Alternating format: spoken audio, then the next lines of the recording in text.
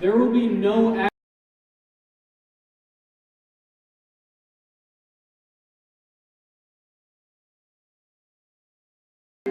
5 is the number for tonight. 5 straight losses for the Boonville Lumberjacks as they look to get things back on track here at home in a doubleheader against the Utica Blue Sox today. First game starting in just a couple minutes here at 5 p.m. I'm Evan Simbita alongside Brady Foxwell here for this PGCBL matchup. And Brady, it was another game against Utica last night for Boonville that they ended up losing 10-0 in a run rule in the 7th inning. What are the keys to this game to bounce back for them? Well, the offense has to be a lot better than it was yesterday, of course. Lumberjacks were no hit for 6 1/3 innings. It was until Seth Bischoff, literally the number 10 hole hitter, who lined a base hit into left field to break up the no-hitter, but that was the only hit of the night for the Lumberjacks, and they never came close to scoring a run. They got 14 innings to work with today. They need to put more runs on the board. And we'll start with the leadoff hitter, Kanias Davis, on the Lumberjack side. It's good for him to be back. He was dealing with a little bit of something in his back, but he seems to be okay now. And, well, if he can get things going for the Lumberjacks, they should have a successful day at the plate. Yeah, he's been out for quite a couple of days here. He's been dealing with a back and leg injury, but hopefully should be good here tonight. We've also heard that he's probably going to be starting Game 2 of this doubleheader, but for Game 1, it's Devon Ibaga. Yeah, Ibaga, not really someone who do you expect to be the starting pitcher, but with the way things are going for the Lumberjacks, with some of their guys being on inning restrictions, getting hurt like Jonathan Tetzlav, or just having other places to be like Logan Brock, you got to deal with the hand you're dealt. So let's see what Devon Ibaga can do for them today. So first batter for the Blue Sox is Anthony Paratano, the shortstop. He's been a little bit of a Lumberjack killer so far this season. He's got 2 hits last night against Boonville, as well as 8 total in 3 games played on the year. Here comes the first pitch from Ibaga. Taken up high, fastball for ball 1. Making his debut at the Lumberyard, however, all of those games have come in Utica. Different dimensions here. It's a different feel at the ballpark. I wonder if that plays a factor into how he plays today. Here comes the next pitch. That one taken away. 2-0 the count now. Paratano did walk once as well last night. That was the only walk he's had against Boonville so far this year, but does have 9 on the season.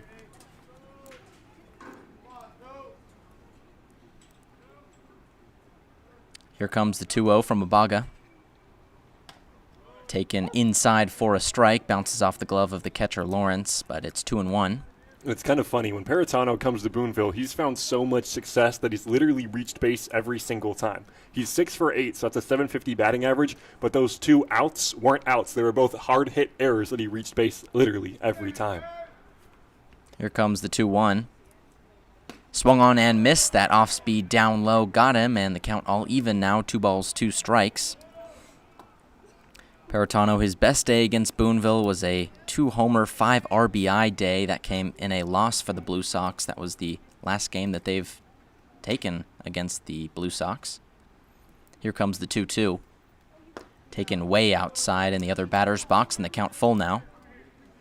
One crucial thing we do know about this game is the pitch count for every pitcher in this game is going to be crucial just because of how thin the Lumberjack bullpen is. Ibaga's going to have to keep the pitches down low. Already a full count here on Paratano, and he's going to have to put him away on this pitch. Here's the payoff. Swung on and hit to the left side. Swingham gets it off of a bounce, throws over to first in time. Beatty picks it out of the dirt for out number 1. Yeah, nice play by Zeb Swingham. He took the bad hop at third. They're not playing on a turf field like they are in Utica, where the ball is much easier to read, but Swingham, a nice defender, makes a good play there. But the fear is at first base, it's going to be Carson Beatty in the field today. That's not Argenis Lopez. Beatty, of course, he is a first baseman, but from what we've seen from RJ Lopez, he picks everything very easily. For Beatty, you want to get it more up. That way you don't have to worry about him making a scoop in the dirt. Here's the first pitch on the next batter. Takes it in there, off speed for strike 1. It's Jack Sweeney, the extra hitter in there now. Sweeney, another guy that played last night, had a double and 3 RBIs, including a walk and hit by pitch. As here's the 0-1. In there for strike 2, and Ibaga quickly ahead. Yeah, that's what he needs to do is finish counts early. You just mentioned it. You cannot be walking guys. You can't be letting guys get on at all with the pitching crunch that they have so far. Ibaga hunting for the K. Here's the pitch. Taken up high for ball 1. Heater missed. Sweeney on the year, a 306 batting average with a 470 OBP. He's got 19 hits and 62 plate appearances. This here's the 1-2, swung on and missed. Sweeney out in front of that off speed, and that is out number 2 and strikeout number 1 for Abaga. DHing today for the Lumberjacks is Michael Clarkson, who was telling us that Devon Abaga has a really, really good off speed. He doesn't pitch a lot. He prefers playing the field, but he can pitch. He throws hard, and his off speed is his best pitch. Expect him to go back to that a lot throughout the day. So here's Ethan Madsen, the catcher, stands in. Here comes the first pitch. Checks that one to the Boonville dugout, and it's 0-1. Yeah, it looked like that hit the end of the bat. Madison going to argue it hit him, but umpire at the home plate says no. Madison this year a 325 hitter, as here comes the 0-1. Swung on and hit just in front of the mound. Abaga's got that one, underhands it to Beatty at first, and that is out number 3. Abaga keeps it clean. A 1-2-3 here in the top of the first inning, led to the bottom of the second right after this.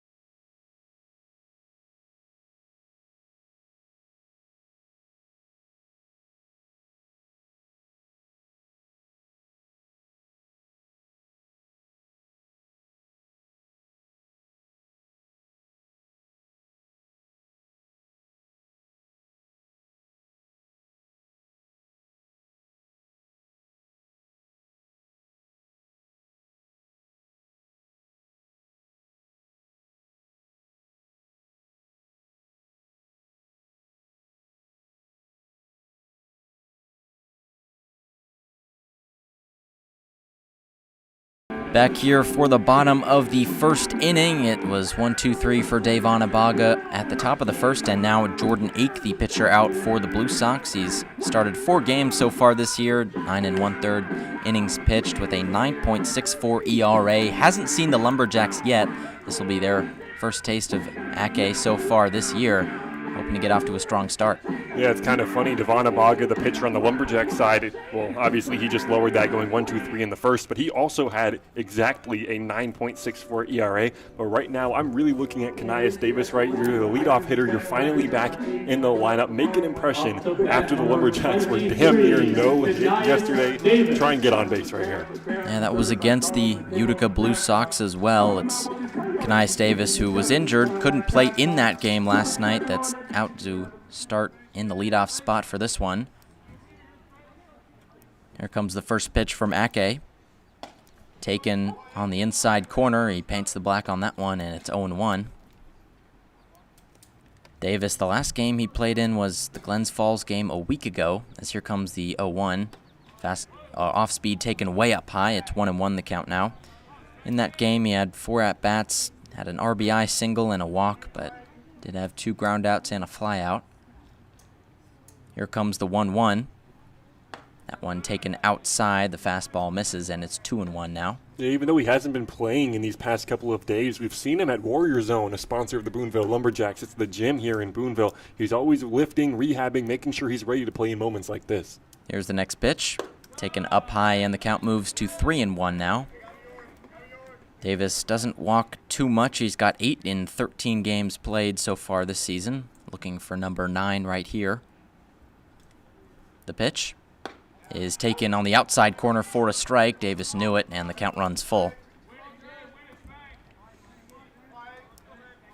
Those walks have boosted his OBP to 444. Let's see if he can get on right here. Taken up high, and that is walk number 9 on the season for Davis. They have a man on in the first inning, and that brings up Wyatt Lassiter. Well, that's exactly what I was saying. Find a way on. You can't start the game or play even remotely close to how you played yesterday. That's in the rearview mirror there. Got to focus on these 2 games today. You know, the season series between the Lumberjacks and the Utica Blue Sox is tied 3-3. A split right here keeps it at 4-4, but Lumberjacks want to take that because, I mean, they're 2 games behind in the standings, or excuse me, 3 behind in the standings. 2 more puts them only 1 game behind. Here's the first pitch on Lassiter. That one skips in the dirt for a ball. And Evan, the Lumberjacks play Utica so many times in the upcoming week. It was yesterday, 2 today, on Thursday, and Sunday as well. So these teams got to get really familiar with each other.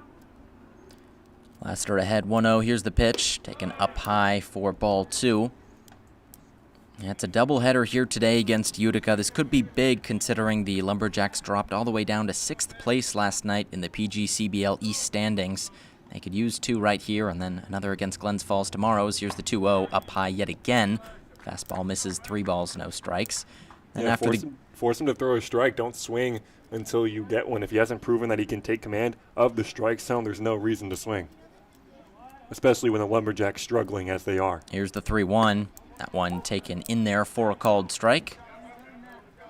After that Glens Falls game tomorrow, there's another one in Utica on Thursday. That'll be another big game for the Lumberjacks as they look ahead. Then it's Amsterdam on Friday and Oneonta on Saturday. Here's the next pitch. Swung on and fouled to the backstop. Hits right below us and luckily misses the camera, but the count runs full now. I was there. Just saying. Well, Foxwell misses the grab and count runs full on Lassiter. Ake readies. Here's the pitch. Taken in there for a called 3rd strike just on the outside corner, and that is out number 1 on the day. Brings up the big designated hitter, Michael Clarkson. Yeah, he's giving him that outside corner for sure. That's what we're seeing early, and as long as there's consistency, there will be no issues with it at all. And as we saw versus Kanias Davis, he'll get that outside corner, maybe give you a ball and a half on that side. And it looked like he got him right there on Lassiter twice, so you can't complain there. You just got to get the bat off your shoulders and swing. Kanias Davis goes from first. The throw down is not in time, and he's got a stolen base. That one into center field, but backed up by Peritano, and they've got a runner in scoring position now for Clarkson. That ball also outside. 1-0 the count as the catcher Madison throws a chunk of dirt to the outside. As you mentioned, the field not similar to Donovan Stadium at Murnane Field, where they were playing last night on the all-turf. This is pretty much the opposite, all-dirt field. It's a good amount Here comes of grass. the 1-0. Taken down low. Clarkson puts up the stop sign, and the count moves to 2-0. Hey, they have a good ground screw over here. I wouldn't call it all dirt. I mean, it is, hopefully, but you know, it's not horrible playing conditions. Clarkson played in that Utica game last night, went 0 for 2 with 2 flyouts.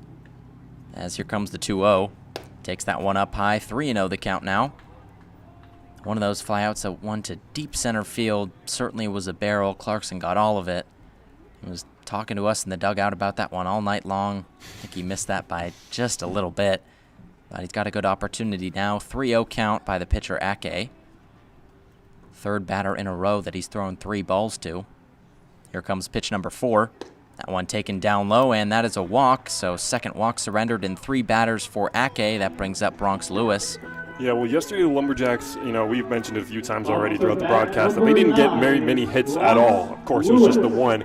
They also didn't get a lot of barrels. One of those was coming off the bat of Michael Clarkson, who lined one into center field, but it was caught. A reason it didn't go out was because of the wind. Not a lot of wind playing a factor here today, so Lumberjacks could potentially leave the yard.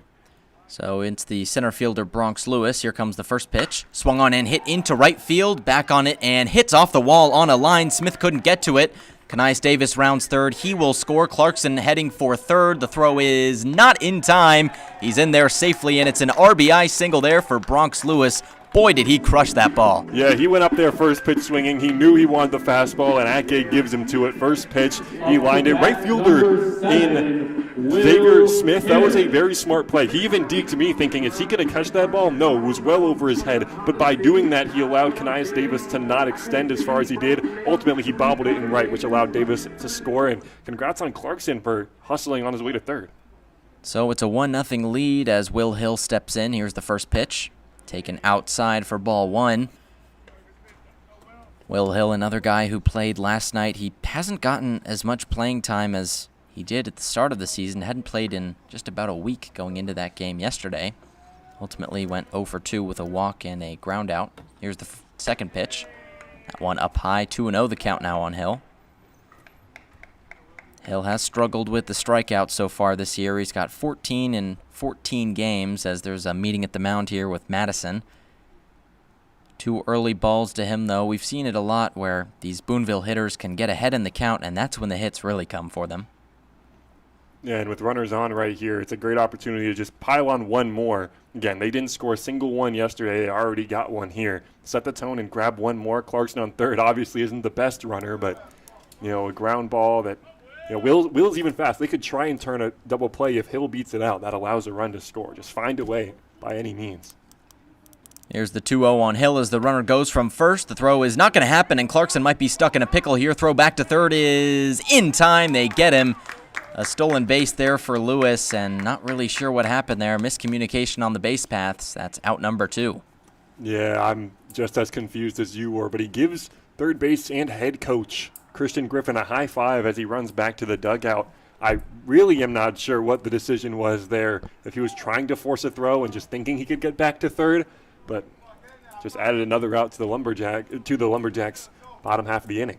So 3-0 the count on Hill now, looking to get on base for the first time in 2 games. Here's the pitch, taken down low, and that was actually ball number 3. No scoreboard here today, so a bit of mental math for everyone here at Dr. Robert Smith Sports Complex. 3-1 the count on Hill. Here's the pitch. Swung on and to the backstop. That one fouled off and the count runs full. Hill hasn't gotten going as much as expected. Had a home run here in the Saugerties game quite a while back, but that was a massive step in the right direction for him. As he told us he hadn't pulled a ball like that since high school. Looking to continue to build on that here with a strong AB. Here comes the payoff pitch. Taken up high, and that is ball 4. Walk number 3 of the inning for Ake, and that brings up the first baseman, Carson Beatty. I got to assume that Utica, they have a few more pitchers on their roster than the Lumberjacks, but they also don't want to burn through pitchers. So no matter what happens, whether or not Beatty gets these 2 runners on to score, at least you're making Ake, the starting pitcher, work, so they'll have to dive deep into that bullpen because there's still 13 innings left of baseball to be played. So here's the lefty Beatty. Bats left, throws right. Here comes the first pitch. Swung on and hit into left center. That's going to get down for a hit as going to the wall and not making the catch is Jones. Lewis scores from second as Will Hill hustles to third. Carson Beatty's in there with a stand-up double, and it's 2-0 Boonville.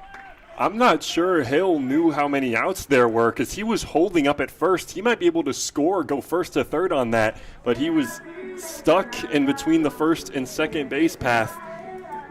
Obviously that ball was pieced by Carson Beatty into right center field. Jones almost got there, but, that ball hung in the air for a while. Hill could have probably scored there if he was running off the crack of the bat. So maybe a bit of a mishap there, or a rookie error, if you'll call it that, but 2-0 regardless. Now here's the third baseman, Zeb Swangham, with runners on second and third. 2 outs here in the bottom of the first inning. Here's the pitch. Taken down low for ball 1. Swangham also played in the game last night, had 1 strikeout and a flyout. Christian Griffin went with a lot of returners from last night's game. As he told us after the game, he just wants to see more from these players. Here's the next pitch. Taken in there for a called strike. The curveball hits the inner part of the plate. Count moves to 1-1 now. It's Beatty on second, who reached on a double. Will Hill on third, who reached on a walk. Here comes the 2-0 pitch to Swangham. Swings and hits this one to the left side, picked up by Peritano. Throw over to first is in time, and he gets him for out number 3, but not before Boonville can tack 2 up on the scoreboard. It's 2-0 Boonville here, heading to the top of the second inning. We'll be right back on the Boonville Sports Network after this.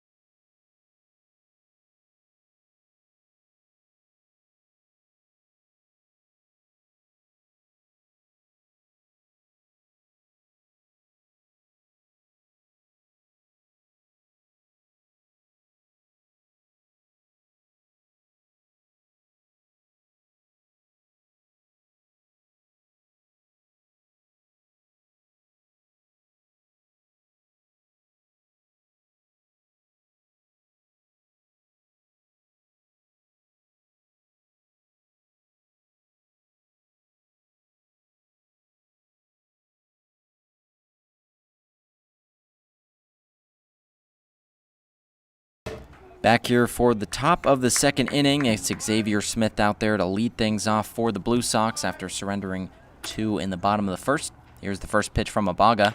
Swung on and hit to the left side. Swingham's got it deep at third base. Throw over is in time and on a line.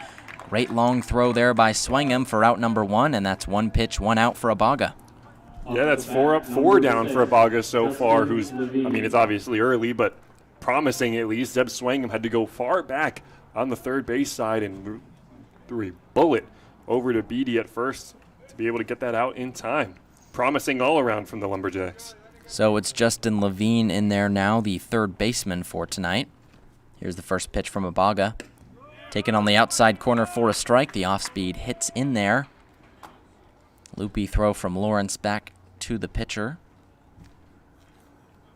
Levine has played in 19 games. He's got a .250 average as here's the 0-1. Swung on and missed. That off-speed way out in front of it, and the count moves to 0-2 now. Levine has 16 strikeouts and 19 games played so far this year. Looking to avoid number 17 right here. Here's the 0-2. Swung on and fouled to the backstop and hits off the top of the broadcast booth. Count remains 0-2. Levine does have 16 hits as well, though, in 64 plate appearances, 3 of them doubles for 14 RBIs. Here comes the next pitch. Taken inside, and that one runs in and hits Levine. So a hit by pitch right there. First runner of the game for Utica. Brings up the next batter, Connor Jones. Yeah, sucks to waste an 0-2 count in that way, but Abaga now just has to focus on the next hitter and pretend you never did that. While obviously paying respect to that. You do have a runner on, of course. So it's the center fielder Jones at the plate now. Abaga doesn't even check back on the runner. Here comes the pitch. Taken way up high. Lawrence has to stand up to grab that one, and the count moves to 1-0. Jones played in the Boonville game last night and had 2 hits and an RBI in 3 plate appearances. Here comes the next pitch. Swung on and missed way out in front of that off speed, and the count moves to 1-1. Yeah, after that first pitch was way upstairs, you heard some cheers from the Utica side, and then after a swing and miss on the off-speed pitch, the Lumberjack side got just as loud. With it being a doubleheader, I wonder how that energy... 1-1 on Jones is up high. That's ball 2. I wonder how that energy will stay consistent. And we've seen, it seems like every time one of these two teams gets a win, something happens, something chippy. There's always something going between these two teams. Here comes the 2-1 as the runner goes from first. Levin is going to slide in there head first and safe. Just barely in there. A good throw from the catcher Lawrence, but a runner in scoring position here regardless. Yeah, he's got to be able to get that one down more. You can't, it's a good throw, throws on the line, but in order to get guys at this level, throws got to be a dart, either a one-hopper or straight towards the bag itself. Here's the next pitch, taken way up high, and that is ball 4 on Jones. The heater misses. Lawrence tells Abaga to calm down as there's runners on first and second here, just 1 out. So 2 straight free passes awarded by Abaga. That brings up the second baseman, Caden Fry.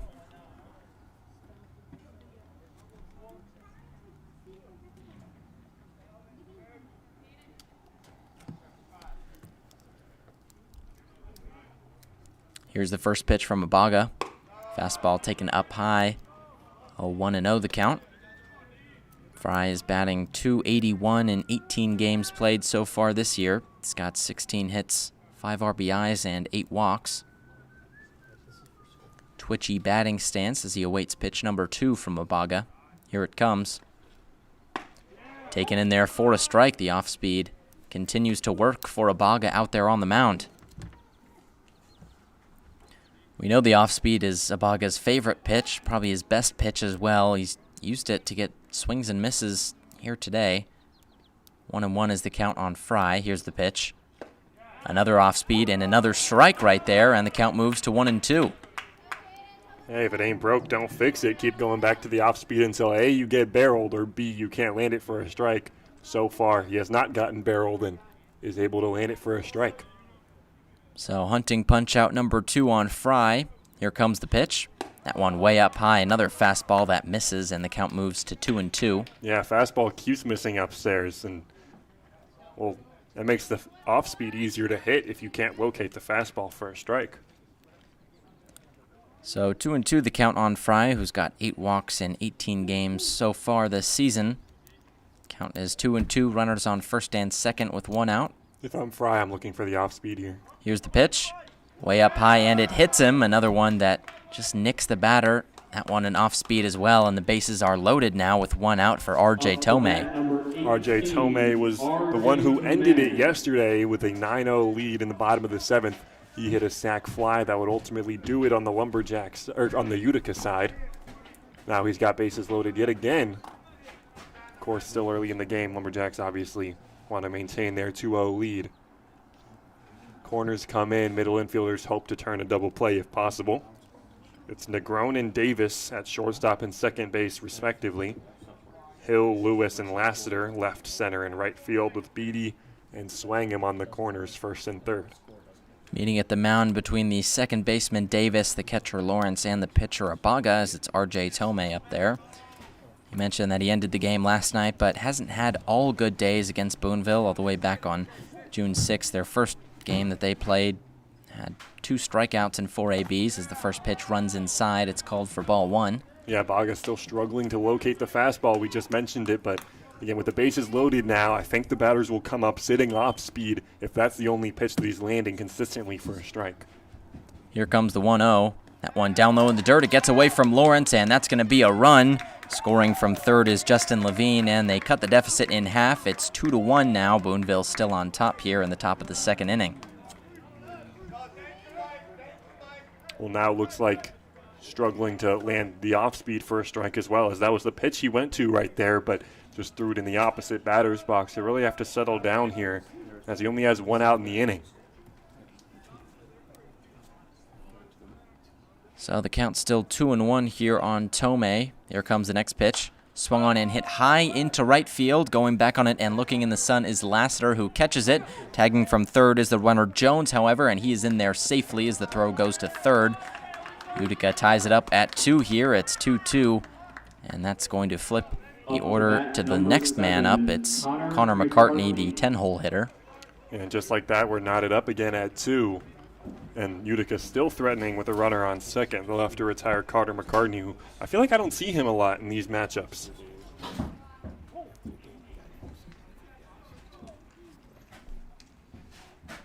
So McCartney, his first game played against the Lumberjacks as he watches strike 1 go in there. Had a decent year outside of Boonville. He's batting .286 with a .417 on-base percentage. Only 6 strikeouts in 9 games played. Stands in from the right side. Here comes the pitch.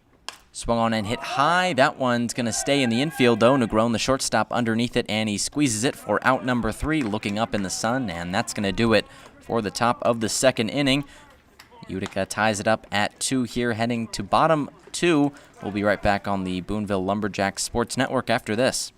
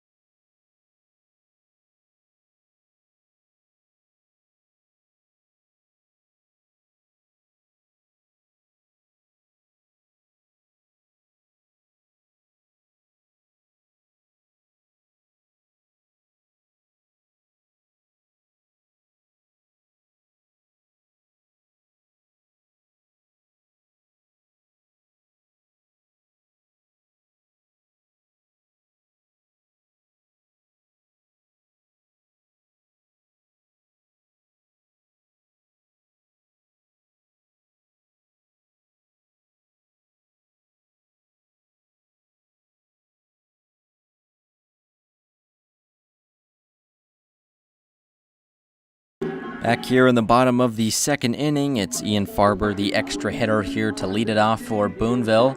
Looking to get back out in front of things. They plated 2 in the bottom of the first and then surrendered 2 in the top of the second. Farber out there looking to get something started for the Lumberjacks. It's still Ake out on the mound for the Blue Sox. Here comes the first pitch. Taken in there for a strike. Like I said for Connor McCartney, who we don't see in these Utica Blue Sox matchups, I also feel like Ian Farber, I mean, we work for the Lumberjacks, so we see all of his games. He's someone who hasn't gotten a lot of playing time as of late. Swings and hits this one to the right side. That one's going to get foul. Only 21 total at-bats on the season. That's less than a lot of the newer guys who have come here recently. He's kind of been dropped in the depth chart just a little bit, but could earn that back. 4 at-bats and 2 games played against Utica so far this year. He's got a hit, 2 walks, and 2 strikeouts to show for them. Here comes the 1-1. That one way outside. 2-1 the count now on Farber. His starts have been sporadic, as you mentioned. He hasn't hit in over a week. He's got 2 hits in his last 6 games with just 1 RBI. As here's the next pitch. Swung on in, hit to the left side, and that one's going to be above the head of Levine. Third baseman leaps up but can't reach it, and it's a single right there for Ian Farber. His 3rd in the last 7 games now, and that brings up Elijah Negron.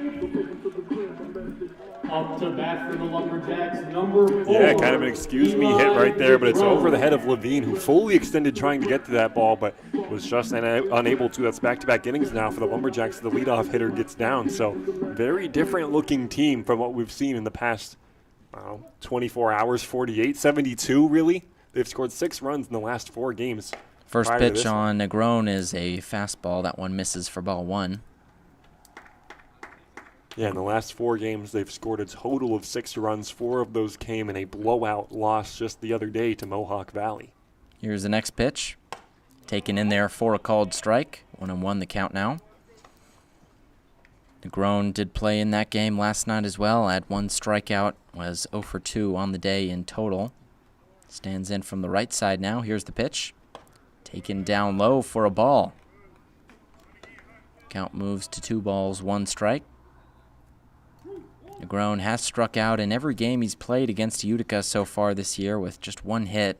This team has kind of been his Achilles heel. Here's the next pitch. Taken up high, 3-1 the count. His 1 hit was a home run, however. He's got 3 RBIs.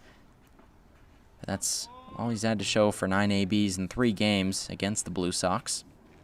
Looking to draw the walk right here. Here comes the 3-1. Swings and hits this one to the left side. Picked up by the shortstop Paratano over to second for 1. Double play is not in time as Negron beats out the throw. Fielder's choice as Farber is out at second, and that's going to be out number 1. Up next is Oliver Lawrence. Yeah, Paratano really is a great shortstop. Anything hit his way, he usually fields, whether it's on the turf field at the home of the Utica Blue Sox or the dirt here at the lumber yard. He made a great play there, and I thought there was a good chance of the double play. Negron just too fast and beats it out.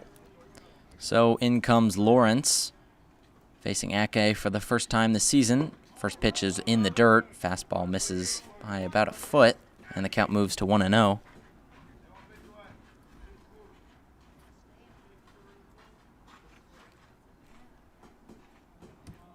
Ake picks back at the runner Negron, not in time. Count remains 1 ball, no strikes. Lawrence has played in 2 games against Utica. He's only played in 4 on the season, but he's got 6 ABs, 1 hit, and 1 walk against the Blue Sox. Here's the 1-0, taken up high. 2 balls, no strikes, the count now. Where Lawrence has made his money is avoiding the strikeout in a team that has struck out at an above-average rate. He's just got 1 in 4 games so far this year. As here's the next pitch, up high yet again. 3 balls, no strikes, the count. After Lawrence, the lineup flips back over. It's Kanias Davis, then Wyatt Laster and Michael Clarkson. 1, 2, 3 up after Lawrence. Here comes the 3-1 from Ake. Taken up high, and that's going to be ball 4. A 5-pitch walk to Lawrence, and that is the 4th walk of the day for Ake. Lineup flips over, and it's Kanias Davis. It's back-to-back innings where the Lumberjacks are threatening with runners on both first and second now, only 1 out. You know, all things considered, I think it's not a bad trade to switch Farber for Negron with the fielder's choice. Negron is just faster than Farber is, and to only have one out right here, a single could definitely score Negron. Yeah, Davis, meeting at the mound here. Could drive him in. Meeting at the mound with the Utica coaches here as the umpire going to walk out there and try and break this up. Hasn't been the start that Ake has wanted so far today. He's got 4 walks, 3 hits surrendered, as well as a hit by pitch. Only 1 strikeout and 2 earned runs through just about an inning of work. Got to face the top of the lineup here as well. Things don't get easier for Ake. It's Kanias Davis, who walked himself in his first plate appearance, the HBCU All-American. Up to bat for the Lumberjacks, number 23, Kanias Davis. Davis out of Alcorn State is transferring, though. Going to Florida A&M University, another HBCU for baseball. Stands in here from the right side. Runners on first and second. 1 out here. Here's the pitch. Taken up high. Off-speed misses from Ake, and the count 1-0.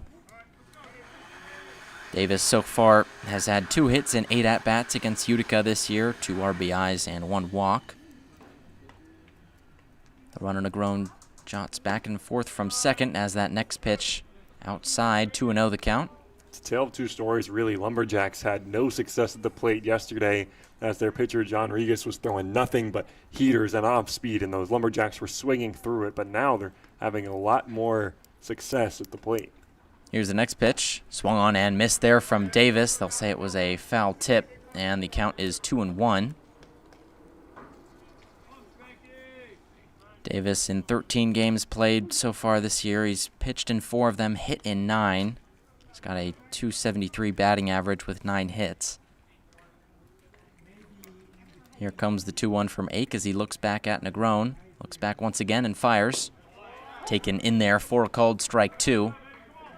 Still getting that off the corner pitch. It's beautiful. He keeps mastering it. As long as you get it for a strike, keep going to that exact location. Lumberjacks will have to defend that part of the plate. 2-2 the count on Davis now. Here's the next pitch, and that one way up high. A fastball misses as the catcher Madison has to stand up to grab it, and the count full for the 4th batter in just 2 innings.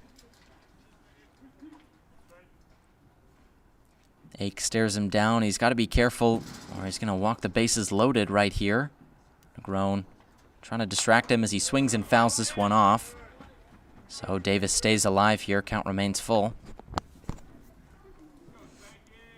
Davis has walked in 3 of his last 5 games, including one early on in the first inning of this one. He's reached base safely in all but 1 game so far this season. Here's the full count pitch. Swung on and missed. He was out in front of that off speed. Foul tip into the catcher's mitt, and that is out number 2. Brings up Wyatt Lassiter.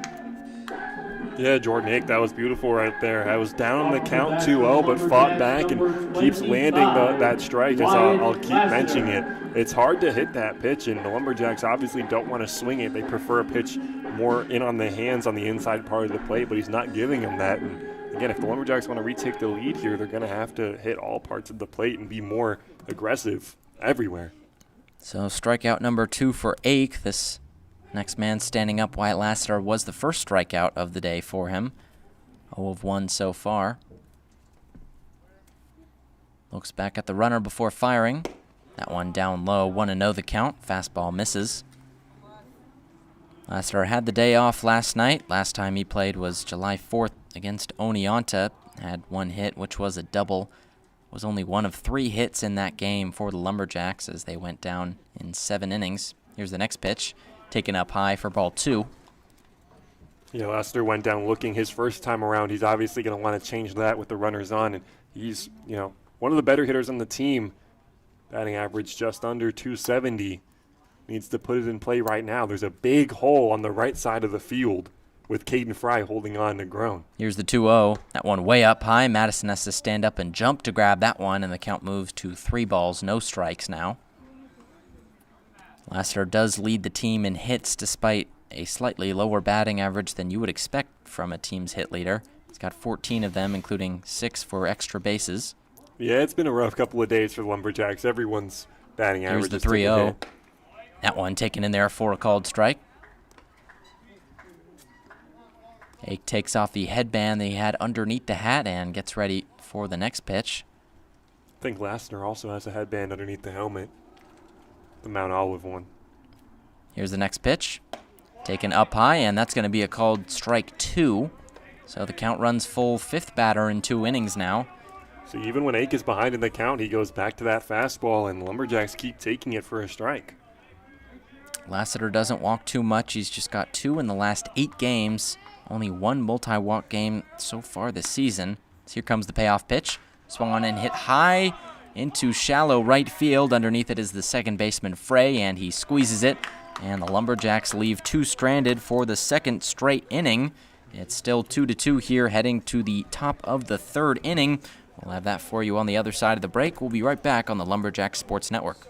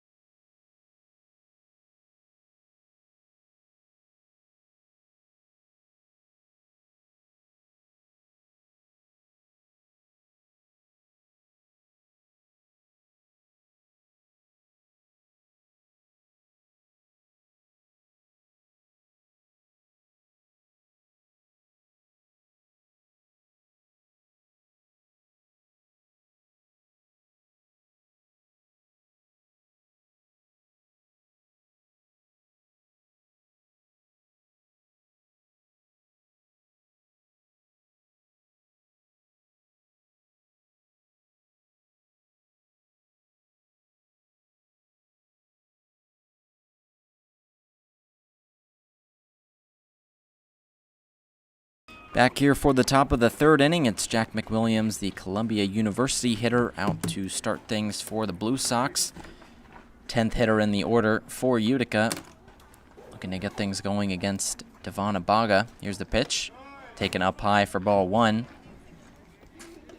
Abaga's been effective through his first 2 innings. He's kept it close with just 1 walk and 2 earned runs, as well as 2 hit by pitches. Here's the next pitch. Taken outside for ball 2. 2 balls, no strikes, the count now. You know, I believe this is McWilliams' first time facing the Lumberjacks in any capacity. He's only played in 5 games, has found a lot of success there, but this is first time in the rivalry, if you call it that. Next pitch from Abaga is swung on and hit to the left side, but foul. I believe that's some firewood right there. Just left of the third base bag, and McWilliams going to have to get a new bat from the dugout. Saw that happen last night with the pitcher out there on the mound, Devon Abaga, who broke the bat of Noah Reed, the outfielder, who's not in the lineup for Game 1 tonight. Yeah, that was crazy. I have that on video, too. I sent it over to Abaga. I don't know if he appreciated that or not. He left me on red. But I thought it was funny. Yeah, that was like a weapon. It was a shard that flew directly into the Utica dugout. I believe everyone was okay, but it's kind of funny seeing it at the ballpark last night. Here's the 2-1 on McWilliams. Takes that one in there for a called strike 2. And that was the second broken bat of the year for Noah Reed. He was very frustrated in the dugout because that bat was the free bat they sent him for him breaking his first one. As here's the 2-2. Down low in the dirt, 3-2 the count. Yeah, Louisville Slugger. That's why we swing A-Town bats, Evan. Sponsor of the Boonville Lumberjacks. They sent over a good amount. I know the Lumberjacks like swinging those. Noah Reed, one of the unfortunate ones who didn't get a bat. He's stuck to the Louisville Slugger, and as we've seen, it's shattered a few times. Here comes the payoff pitch on McWilliams. Taken up high, 4-4, so he draws a 6-pitch walk right there. First runner on of the inning for Utica, and the lineup flips back over to Anthony Paratano. Evan, how many innings do you think Devon Abaga has to go for it to be considered successful? I'd say 5 at least. Probably, 5? Probably 6 if we're being It's realistic. a 7-inning game. Yeah. So 2 more, and it's like, yeah, you know, he did his job. I'd say so. I agree, yeah. You'd think you'd like 6 out of him. With All you can ask for. depleted Tyson bullpen. Harmon, the closer, is available. Lumberjacks haven't been in need of a closer in recent performances. So in steps Paratano, checked back by Abaga is not in time. Paratano grounded out to third to start this game. 0 for 1 on the day. Out of Murray State University. That was literally the first time he didn't reach base against the Lumberjacks in any of the games he's played. Here's the next pitch from Abaga. Taken on the outside corner for ball 1. Paratano with 6 hits, 2 homers, 6 RBIs, a walk, and a hit by pitch in 3 games against Boonville this year. 9 for 6 on the season. Here, pick back from Abaga is not in time yet again. McWilliams slides back in there head first, and he's safe. Paratano on the season, he's continued his dominance with a .364 batting average, .542 on base. He's been a threat all year long. That pink bat's got something in it, man. Here comes the 1-0.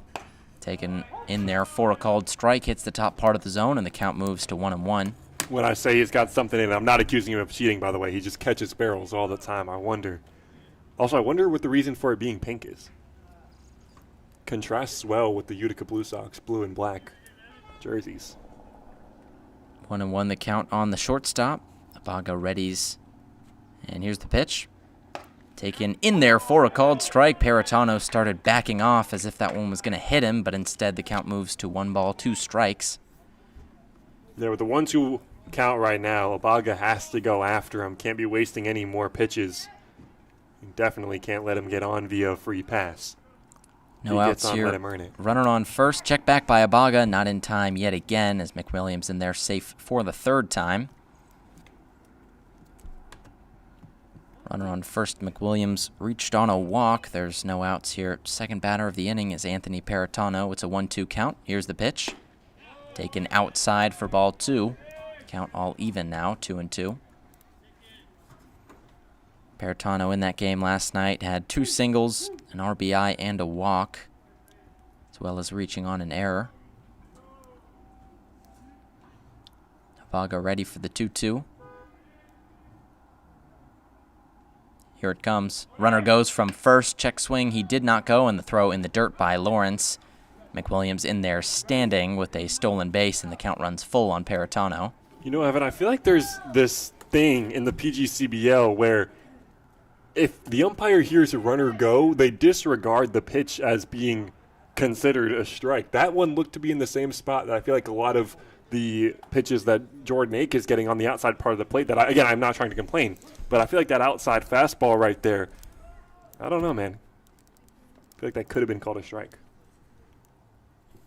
Abaga ready for the payoff pitch. Here it comes. Swung on and hit to the right side, right down the line, and that one foul.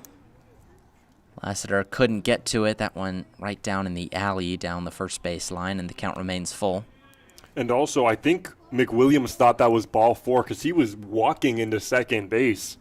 You know, a better throw definitely would have had him at second. So just, again, these little mental errors on the Lumberjack side hurting them early.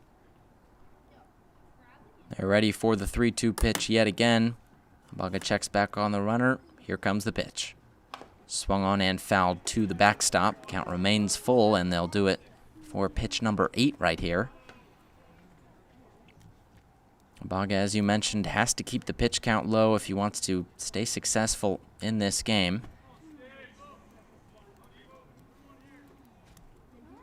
Yeah, again, just don't let him get on via a walk. If he barrels you, it is what it is. But after being up 1-2 in the count, you don't want to walk him right here. Abaga looks back at the runner McWilliams. Here's the 3-2. swung on in, hit foul yet again, and pitch number 9 coming up here in this at-bat. Paratano, a great at-bat, of course. I mean, making Abaga work no matter what. This is successful. And I mean, it's got to be his pitch or else he'll fouls it off and waits for the next one. At Murray State University, had a .237 batting average in 44 games played. He's ready for pitch number 9 from Abaga.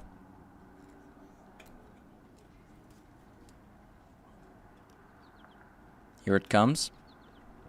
And that one behind the back of Paratano. Lawrence had to reach around to grab that one, and ultimately a 9-pitch walk right there brings up Jack Sweeney. Yeah, great at-bat. On the Utica side, Paratano works, I believe that was, 10 pitches and gets on. Now there's still no outs with 2 runners in scoring position. With the top of the lineup still coming up, Lumberjacks are absolutely in trouble here and could definitely use a ground ball. I wonder if Sweeney shows bunt right here.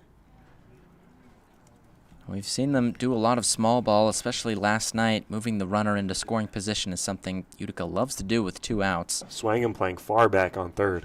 First pitch is taken up high. A fastball misses from Abaga. Carson Beatty is shading in, however. He's quite on the infield grass here at Hanson Aggregates. There will be no pick back from Abaga because Beatty is so far in. Here comes the 1-0. Taken yet again, this time for strike 1. Yeah, that was a close pitch. Gets the very, very top of the strike zone, I have to assume. Sweeney in the Utica Blue Sox dugout did not like that very much. So 1-1 on Sweeney, who hasn't shown bunt in 2 pitches with a runner on first and second, no outs here. Beatty creeps in again from first. Swangham stays back at third. Here's the 1-1. Swing and a miss. Out in front of that off speed. Sweeney down to his last strike now. The Rutgers University extra hitter. Back-to-back hitters that Abaga's up 1-2 on now. Again, he cannot lose him here via free pass. You have 3 chances to get a ground ball, get a fly ball, or get a swing and a miss. 1-2 the count on Sweeney, who struck out in his first plate appearance today. Here's the pitch. Taken up high, fastball misses, and the count 2-2 now. Yeah, Sweeney struck out swinging on an off-speed pitch in a 2-2 count. That's the pitch that Abaga is landing for a strike primarily. So I feel like if I'm Sweeney, I'm now looking for that off-speed pitch and ready to adjust to the fastball if it comes to me.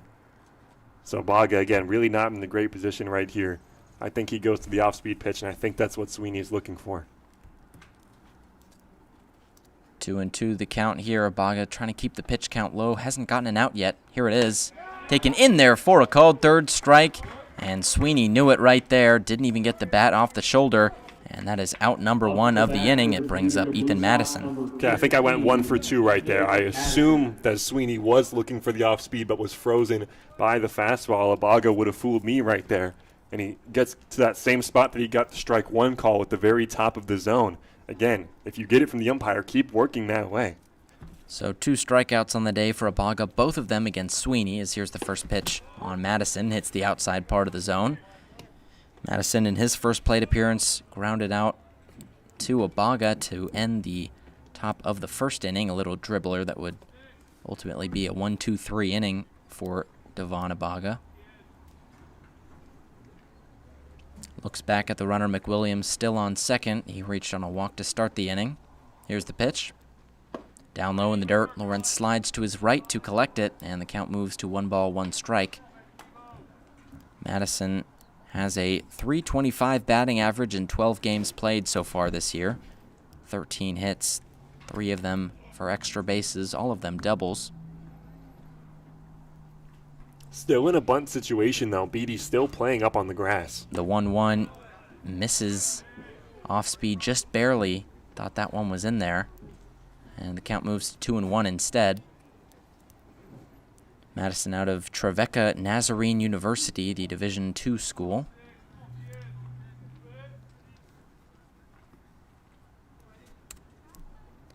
2-1 the count. Runners on first and second. One out here in the top of the third inning. Here's the pitch from Abaga. Swing and a miss out in front of that off-speed yet again. And Abaga continues to use the off-speed to generate swings and misses. And the count all even now. 2 balls, 2 strikes on Madison.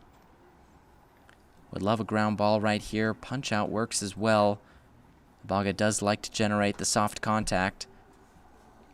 Doesn't strike out too many hitters, but hunting for number 3 on the day. Here's the pitch.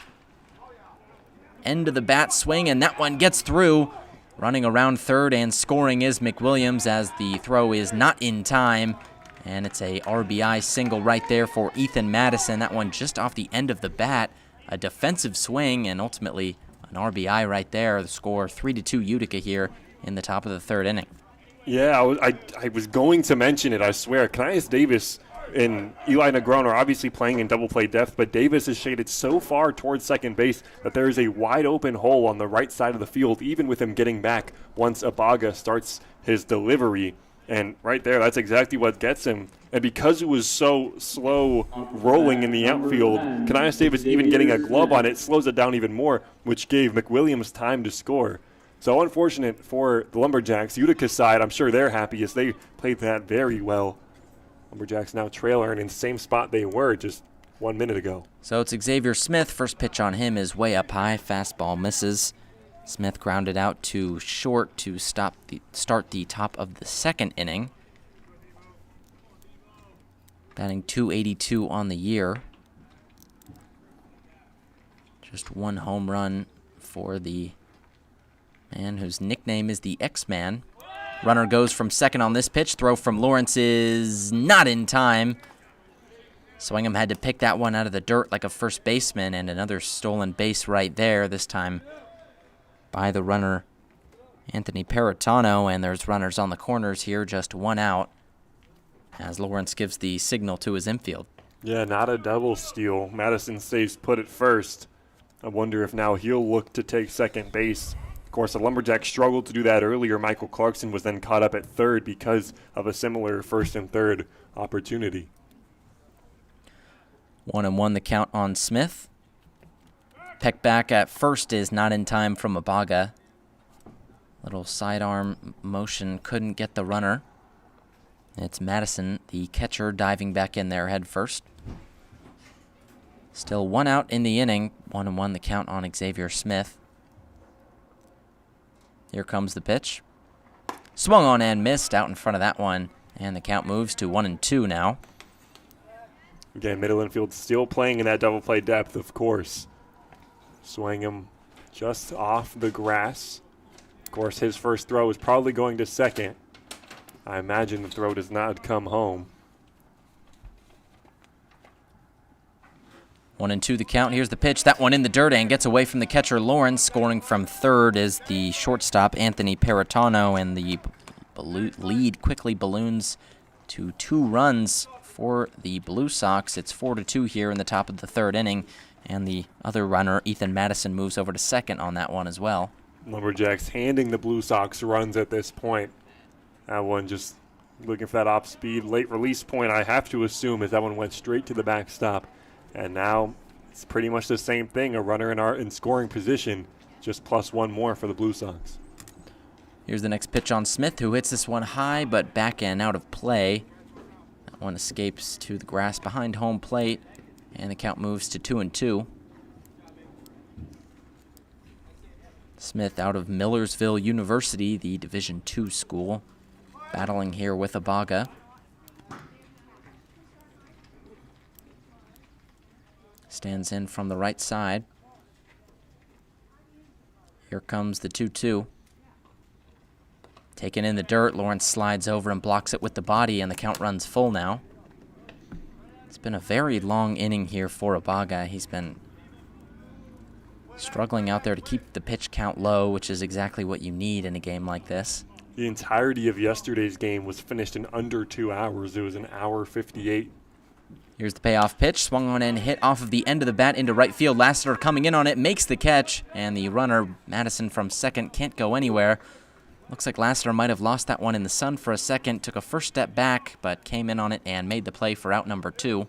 And that brings up The next hitter in the order, it's Justin Levine. Yeah, well, as an outfielder, your first step is always supposed to be back, but I do agree. I think he lost it in the sun. It's something you're seeing the entire right side of the field, I guess the left field as well, as it hasn't fully crept over. Everyone's struggling with it, it seems, and Lassiter takes that first step back as he should, but it really had to come in far because I'm not sure he saw it the whole way. First pitch on Levine is inside and beans him. Doesn't look too happy about it as he looks back at Ibaga, but it's a hit-by pitch, the third of the day from Ibaga, and he doesn't even want a meeting with his catcher, Lawrence. He says he's all right. Runners on first and second now for the center fielder, Connor Jones. Number 1, Connor Jones. Second hit-by pitch of the day on Levine, who hasn't had an opportunity to swing the bat yet. It's Connor Jones who walked in his first plate appearance up now. Ibaga stares him down. Here's the first pitch. Inside, called for ball 1. Fastball misses. That's kind of funny, yeah. Levine's been hit twice now. I mean, Utica, if they want to leave with a win, it's got to be earned. Jones played last night against Boonville, had 2 hits and an RBI. As here's the 1-0. That one taken inside yet again. Skips off the glove of Lawrence, but it doesn't go too far. None of the runners can advance as the count goes to 2 balls, no strikes.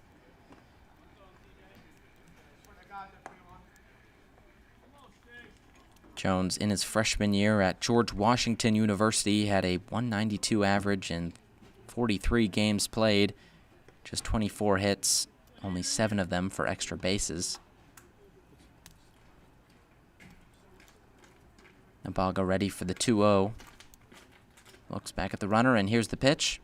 Swung on and fouled off of the catcher, Lawrence, and that's going to be strike 1. 2-1 the count now on Jones. The center fielder out of Greenwich, Connecticut. Not too far from home. Northeast native stands in there, 2-1 the count.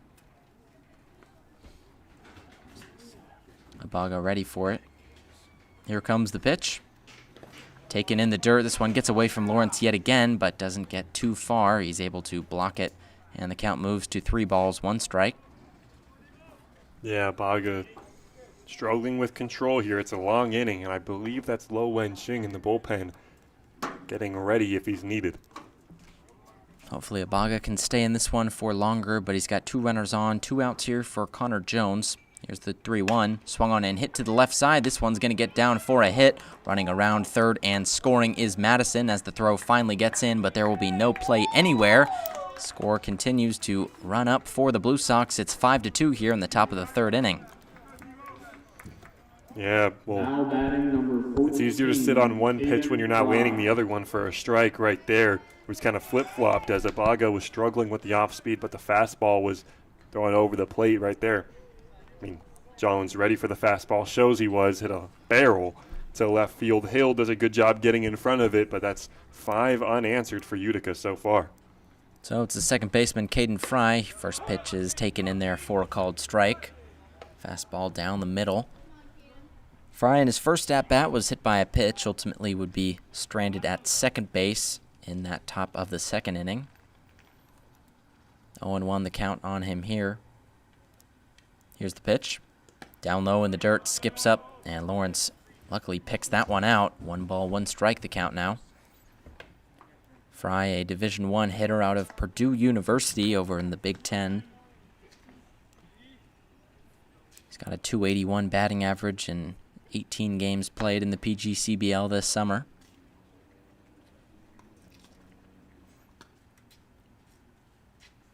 Here comes the 1-1. Taken on the outside corner for a called strike, too. And some Utica fans out in front of us don't agree with that call, but it's 1-2 the count regardless. I like the twitchy hands in the batter's box. Kind of reminds me of like a Pedroia-type stance. I'm a big fan of it. The kind of swaying, staying ready in the box. 1-2 the count. Here's the pitch. Swung on and chopped to the pitcher's mound. Ibaga's got it. Throw over to first is in time and on target, and that will end the inning. They limit the damage to 3 and make him strand 2 here in the top of the 3rd inning. It's 5-2 Utica going into the bottom of the 3rd. We'll be right back on the Lumberjacks Sports Network after this.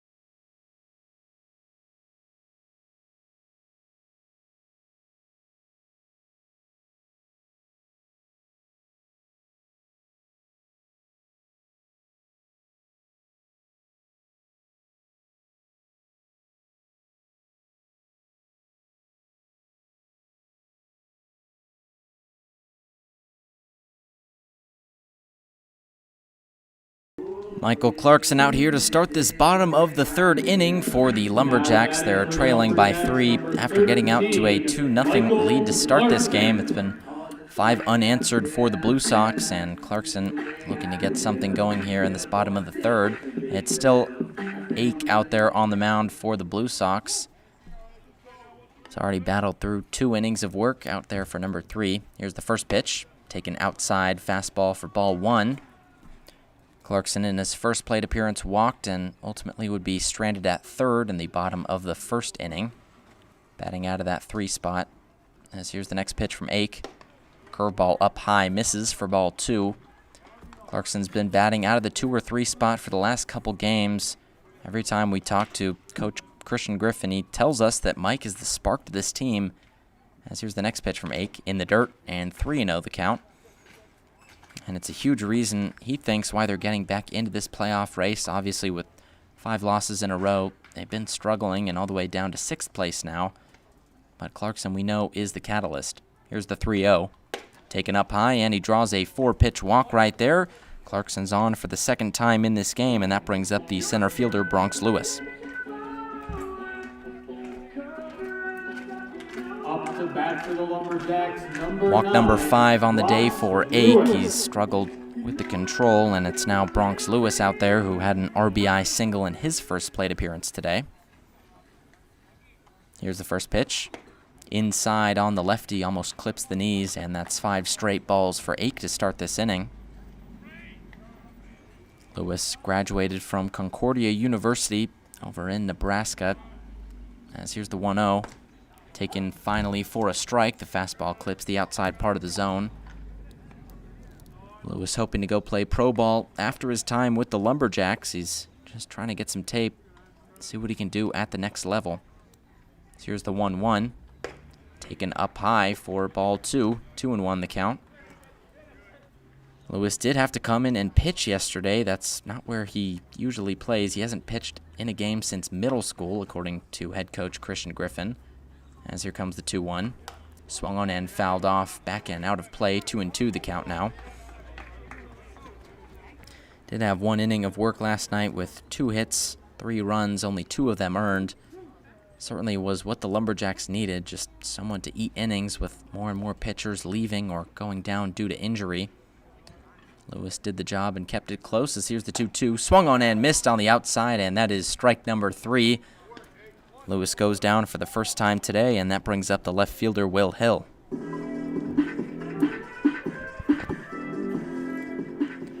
Just strikeout number 3 on the day for Ake. Trying to produce the soft contact. He's been doing so in the last 2 innings, but not a big strikeout pitcher. Now here comes Will Hill, who walked in his first plate appearance. Bats with a runner on first, 1 out here in the bottom of the 3rd inning. Hill, a University of Texas transfer, going to Wharton Junior College as the first pitch clips the outside part of the zone. 0-1 the count. Did play in the game last night, was 0 for 2 with a strikeout.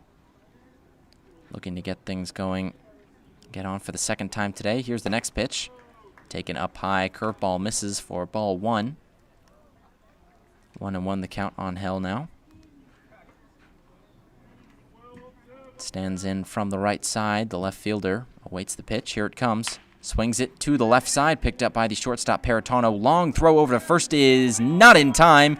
Hill beats it out, and they'll call that one an infield single. Runners on first and second now for the first baseman, Carson Beatty. Yeah, Peritano usually gets to anything that's hit to him, and I think he does a good job just getting to that ball right there. Had to make an impossible Jeter-like throw over to get Will Hill, but Hill, who's pretty far back in the lineup today, hitting in the 5 spot at least. He's hit in the 1 spot before. Leadoff hitter type qualities, specifically his speed. So it does a nice job beating out that infield hit right there. So it's Hill's first hit of the day, 2nd time he's been on, and brings up the first baseman, Carson Beatty. Here's the first pitch. Taken outside for strike 1, just clips the outside part of the zone. Beatty had a double in his first plate appearance. The Lumberjacks would certainly take another one of those right here. Batting just 200 on the season coming into this game, as here's the next pitch. Swung on and fouled to the backstop. 0-2 the count now on Beatty. I haven't seen enough Carson Beatty at-bats to know what type of hitter he is, but I see a massive hole on the left side of the infield with Paratano holding on Clarkson at second. I'm not sure Paratano even has to hold on Clarkson. Here's the next pitch. Taken down low in the dirt, and the count moves to 1-2 on Beatty. He doesn't strike out too much. He's got 5 in 6 games, as well as 5 walks. He's been a semi-patient hitter. 3 hits as well in 15 at-bats. He's been limited with Argenis Lopez, the primary first baseman, but with Lopez out of the lineup for today and the foreseeable future, it should be his job to lose. As here's the 1-2, swing and a miss on the outside part of the zone. Beatty chased the fastball into the other batter's box, and that is out number 2. Up to bat Yeah, falls to Zeb Swangam now to try and drive these runners on after the Utica Blue Sox just plated 3 in the top half of the third. You got to get at least 1 here, and when you have 2 on to start the inning, be a shame if they don't plate at least 1. Yeah, already 4 runners left on base in just the first 2 innings for the Lumberjacks, looking to avoid 5 and 6 right here. First pitch on Swangam, taken down low in the dirt. 1-0 the count as Madison collects it. And if I'm Swangam, I think I'm looking primarily for the fastball here. He'd throw the off speed, but not landing it as much as Ake would like, I'm sure. So Swangam, a fastball hitter, it's got to be what he's looking for. Here's the 1-0. That one way up high. Fastball misses yet again, and the count moves 2 balls, no strikes. Swangam grounded out too short in his first plate appearance today. He's got just 1 hit in 5 games played against Utica on the season. Didn't have any in the game last night. Here comes the 2-0. Swings and hits this one to the left side. That one going to be foul, however. Home plate umpire had a great view of that and just left of the third base bag. So count moves to 2-1 now. Ake just hunting for his 5th strikeout of the day. He only had 2 going into that bottom of the second, but he had 1 on Carson Beatty in this inning and another on Bronx Lewis. Looking for strikeout number 3 on the day. Here's the 2-1. Up high yet again, and the count moves to 3 balls, 1 strike. Swangam likes to be patient where he can, but hasn't walked too much this season, just 4 in 20 games played. The left-sided infielder awaits the next pitch. Here's the 3-1 from Ake. Swings and hits this one high, but that's going to stay in the infield. Paratano is underneath it, looks up into the sun, and gets it for out number 3. And they leave 2 stranded for the 3rd straight inning. It's still 5-2 Utica heading to the bottom of the 3rd inning. We'll be right back on the Lumberjacks Sports Network after this.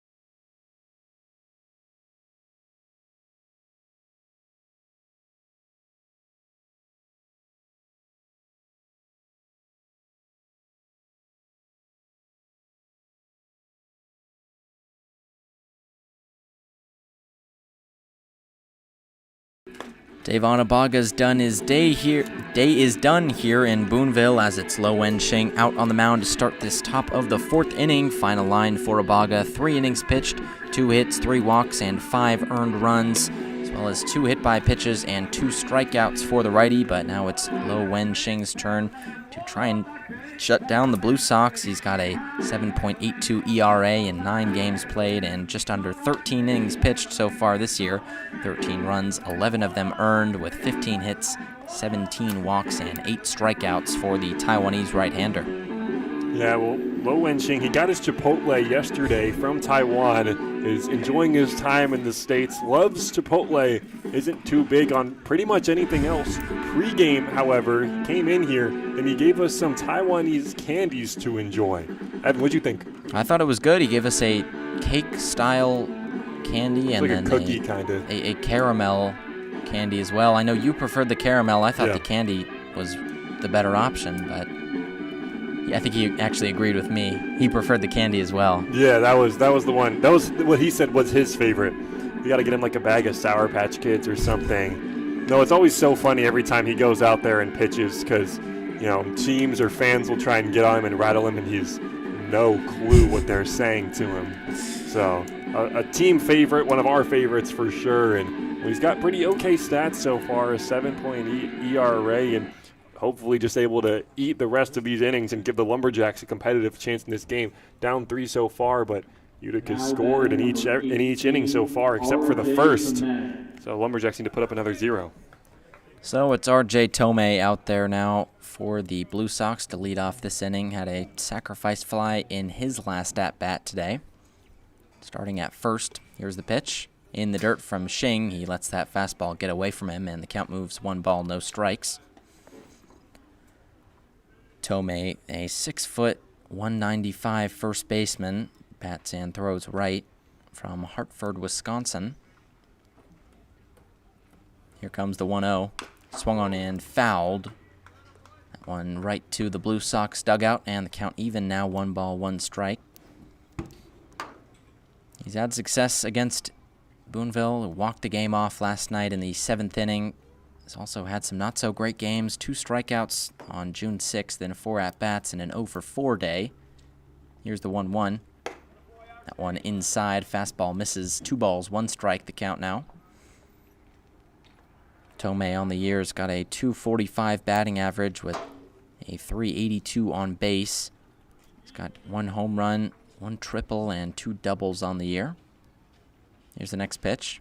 Swung on and hit to the left side, picked up by the shortstop Negron. Throw over to first is in time as Beatty has to reach up high to grab that one, but he does, and the count moves, or the first out of the inning right there on Tomei. That means it's Connor McCartney up next. Yeah, Tomei almost seemed swing happy right there. Was reaching on the outside part of the plate and was early on the fastball. Rolls over. Eli Negron, a nice defender at short, makes that one look easy. So it's Connor McCartney up now, who popped out to short to end the top of the 2nd inning. Here's the first pitch from Shing. Fastball inside on him, 1 ball, no strikes, the count. McCartney out of Millersville University, the Division II school out of the PSAC. Here's the 1-0. Takes that one down low for ball 2. 2-0 the count. I always wonder with these teams how they recruit one player to one team or a few players to one team and then others to other teams within the PGCBL. Pair of Millersville teammates on the Blue Sox. The 2-0 misses inside on McCartney, so 3-0 the count now. McCartney hasn't walked too much across his 9 games played so far this year, just 4 in 28 at-bats.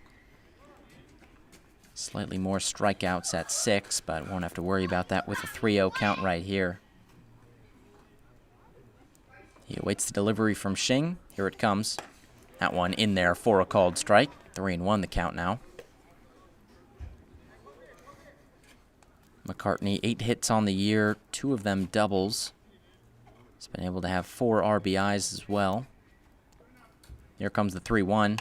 Swung on and hit into left field, ranging over it and making the diving catch. No, he dropped it. Will Hill couldn't find it.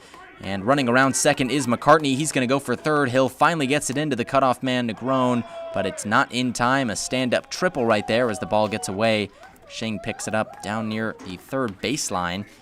And it's a stand-up triple right there for Connor McCartney. Yeah, Hill almost had the opportunity to make an incredible play. Ranged really far to his right, fully extended, and just ran out of room. But the issue with that is that ball was hit down the line. There's no other outfielder who can cover you when you dive for a ball like that. So in doing so, allows for an extra base for Connor McCartney. So it's Jack McWilliams up now, who walked in his first plate appearance after the first triple of the year for Connor McCartney. Here's the first pitch. Takes that off speed in there for a called strike. McWilliams in 5 games so far this year has a .375 average. Hasn't been able to draw a walk yet, however, with 3 hits in 8 plate appearances. He got his first one earlier today. Here's the next pitch. Swung on in, hit up the middle. Negron can't get that one, and that's going to be an RBI right there for McWilliams. Just his 3rd RBI on the season, and it's going to be 6-2 Blue Sox here in the top of the 4th inning.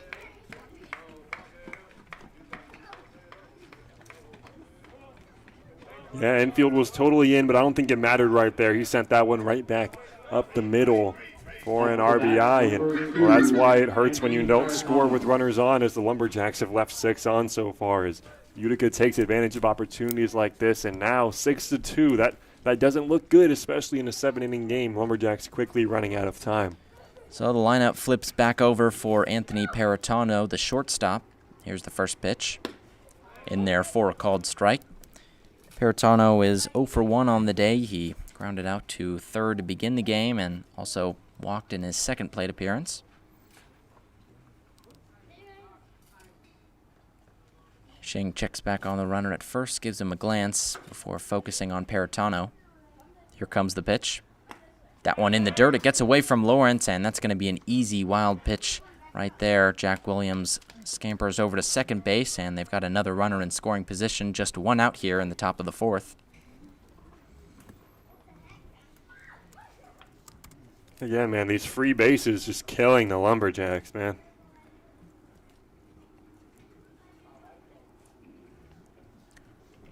Utica having a field day at the Lumberyard.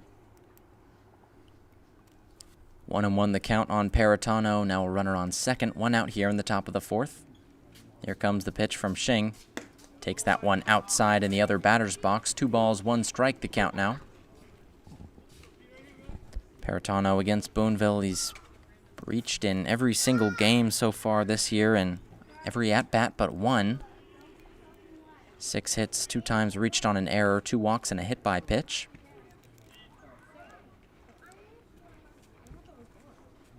Here's the 2-1. Taken in there for a called strike, and Paratano, the count all even on him now, 2-2. Yeah, similar to how Jordan Ake was doing versus the Lumberjacks, getting that outside strike. It seems that Lo Wen Shing has found that he'll get that for a strike as well, and that's how he's landed 2 against Paratano so far. Struck out just 8 times so far this season, but down to 2 strikes right here. Shing disengages for a moment before getting ready. Runner on second, 1 out here, 2-2 the count. Here's the pitch from Shing. Swings and hits this one down the first base line, but that one foul. Paratano did the same thing against Ivana Baga in what seemed like a never-ending inning. Worked a 10-pitch walk where he was down 1-2 to 2-2 to 3-2, fouled off 3 straight, and ball 4 was nowhere close. So again, he makes these pitchers, Lo Wen Shing experiencing that right now, he makes them work.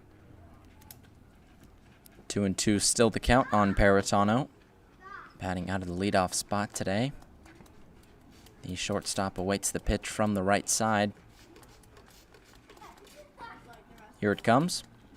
Taken outside in the other batter's box. Lawrence has to stand up and make sure that the runner doesn't go anywhere from second, but McWilliams still stays over there, and the count runs full. It's 3-2 now. Paratano out of Murray State University had a .237 batting average in his freshman year. Awaits the payoff pitch from Shing. Here it comes. Swings and hits this one up the middle, and that's going to be another single. McWilliams didn't see it early, so he has to pull up on third, but it's an easy single right there for Anthony Paratano. Runners on the corners, just 1 out here for Jack Sweeney now. Yeah, another great at-bat. Ends with a single. Similar to what McWilliams just did, lines it right back up the middle. There was never, ever going to be a play on that. Now it's runners on first and third. And another great RBI opportunity for Utica, who could essentially put the dagger in this game as they're already up 4. So it's Sweeney now, who struck out twice so far today, both of them swinging. Here's the first pitch from Shing with runners on the corners. Runner goes from first. Lawrence doesn't throw, however. Doesn't want to concede the run from third, and that's going to be a stolen base right there for Paratano, his second of the day. Runners second and third now, 1 out for Sweeney. It's Paratano on second, Jack McWilliams on third. Both reached via the single. Here's the next pitch from Shing.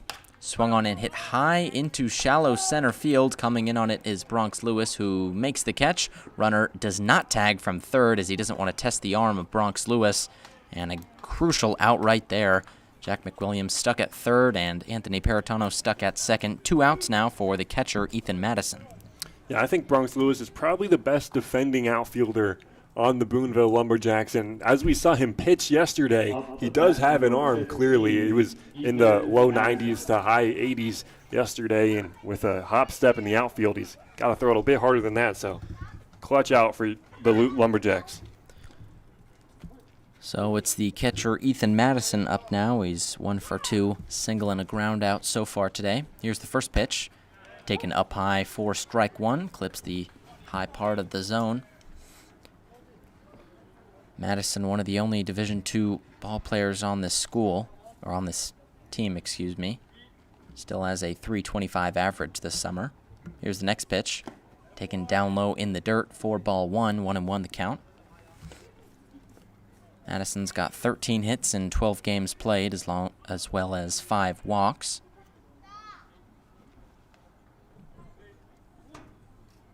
Looking for his second time on here today. Here's the 1-1. Swung on and hit into right field. This one down the line. Foul. Call made decisively by the home plate umpire, and it's just a long strike. 1-2 the count now. Seen a couple of those balls go into the right field alley that have been just foul. Certainly would be extra bases had they been in fair territory. But Abaga got lucky with 1 or 2 of those. Wen Shing with already 2 in this inning. But he's got Madison down 1-2 here. The 1-2. Swung on and hit into left field. This one is high. Hill back on it. Looks up and it is gone. 3-run shot for Ethan Madison opens up this game. It's 9-2 here in the top of the 4th inning. And the Blue Sox continue to pile it on. First long ball of the day for either side. A 3-run shot this time around. That's Madison's 11th RBI and first homer of the year. And not what you want to see if you're the Lumberjacks. Yeah, they already had a pretty big lead, 4 runs coming into the inning. And with 2 runners on right there, Lo Wen hung the off-speed pitch to Madison, who, you know, they say you hang it, we bang it. That's what he did, sent that right towards the Hanson Aggregates field scoreboard. Maybe if it hits it hard enough, it might start working. So RBI number 4 on the day for Madison, and this game quickly getting out of hand. Wen Shing has to keep it close. As here's Xavier Smith, the right fielder, up now. Swings and hits this one foul down the third base line, 0-1 the count. Madison 0 for 2 so far on the day with a ground out to third and a fly out to right.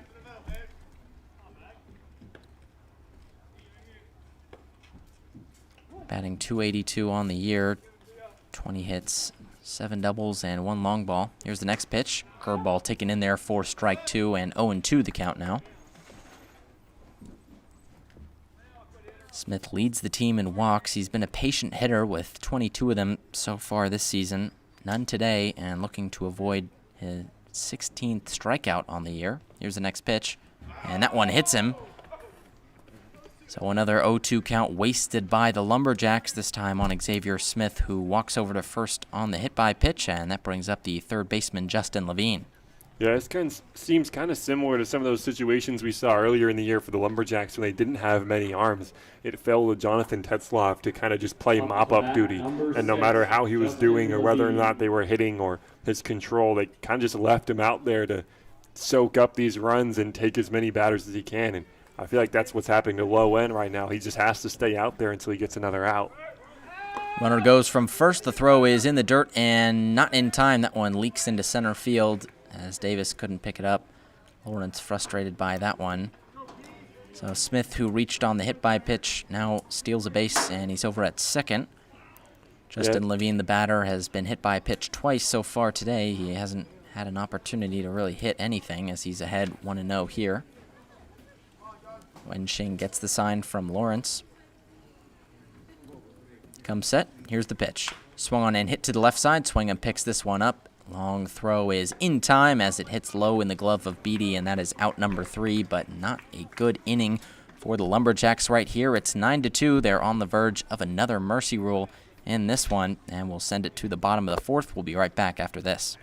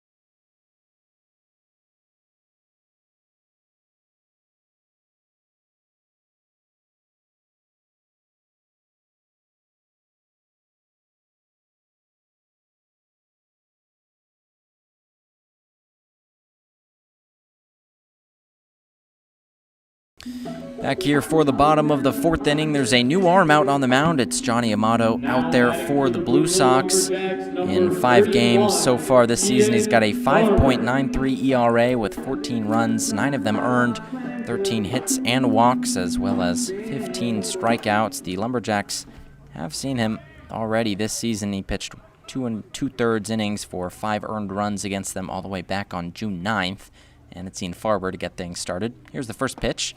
Down low in the dirt for ball 1. Fastball misses. Farber so far today has a single in his only plate appearance. One of the 6 men left on base so far today by the Lumberjacks as he fouls that one off. Right now it's 2-9. 1-1 the count on Farber. If Utica can score 3 runs in this next inning and shut the door on the Lumberjacks in the bottom of the 5th inning, that would be the ball game. That would be 2 mercy rules in 2 days with a 3rd game looming. As here's the next pitch. Curveball way outside on Farber. 2-1 the count. And Boonville just haven't been able to do that much on the pitching side. It was a 1-2-3 from Abaga to start the game, but then 6 batters, 8 batters, and 8 batters faced in the next 3 innings. As here's the next one. 2-1 swung on and missed by Farber, and the count even 2-2 now. Yeah, well, the issue is that Devon Abaga in his first inning of work, you said it, he went 1-2-3. If that was a relief inning, that would be pretty solid because that's what he is, a relief pitcher. But the way that things are going for the Lumberjacks with injured pitchers, leaving pitchers, kind of just throwing out some guys in uncomfortable situations. Next pitch on Farber is in there for strike 3. Watches that curveball paint the black on the outside, and that is out number 1 of the inning. It brings up the next hitter and shortstop Elijah Negron. Now batting for the Lumberjacks, number 4. Ian Farber just struck out there, but I can imagine in about 2 hours he'll be on the opposite side on the mound. Again, Lumberjacks got to use everybody they can. Don't have an off day until 9 days. The 16th is the next off day for the Lumberjacks. Here's the first pitch on Negron, who takes that one outside. That's strikeout number 5 in just 3 full innings so far today for the Lumberjacks. Got to be praying for a rain out, and I'm not even kidding. Just anything to get an off day so your pitchers can get healthy. Here's the 1-0, swung on and hit down the right side, but that one foul, hits off the chain link fence next to the Boonville dugout, and the count moves to 1 ball, 1 strike. Negron so far today grounded into a fielder's choice. He would reach first off of that, ultimately would be stranded at second base in that bottom of the second inning. Stands in from the right side, 1-1 the count, no runners on, 1 out. Here's the pitch, down low in the dirt, fastball misses, and 2-1 the count now. Negron did play last night, was 0 for 2 with the strikeout against that Utica team. It was 11 strikeouts in 7 innings last night for the Lumberjacks. They've done slightly better so far today. Here's the 2-1, swung on and hit to third base. That one eats up the third baseman Levine and escapes into left field. Negron gets, not sure what they'll call that one, whether it's a hit or an error. They're going to call that one an error, so Negron reaches for the second time today, still without a hit though. And that brings up the catcher, Oliver Lawrence. Yeah, I think an error is the right call there. It's a tough play, but one that the third baseman Levine ought to make. Hit it somewhat hard, and if it's on turf, that's obviously easier, but again, playing on dirt. First pitch on Lawrence is a swing and a miss out in front of that off speed, and 0-1 the count now. Lawrence so far today has just walked.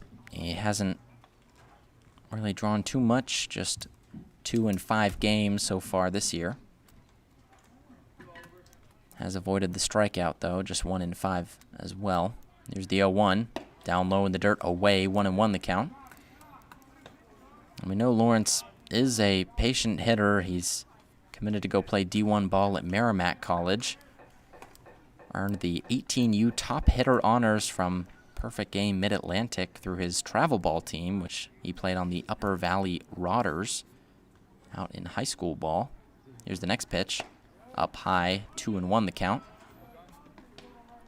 Not too many high school players playing in the PGCBL this summer. He's the only one on the Lumberjacks. But he's held his own out there with a 300 average in 4 games. Yeah, he's shown he can hit, but he also shows that he is a high schooler behind the plate when guys try and take off to second. 2-1 is up high. That one misses, and the count moves to 3 balls, 1 strike on Lawrence. Does have a lot of power in the bat. We've seen it in practice and in batting before the games. He's 6'3", 205. Know he can get things going as he steps out and takes time right here.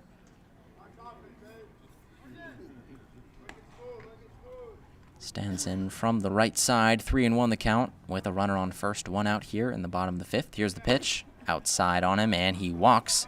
Draws the 5-pitch walk, and the lineup flips back over to Kanias Davis. There's runners on first and second, 1 out for the second baseman.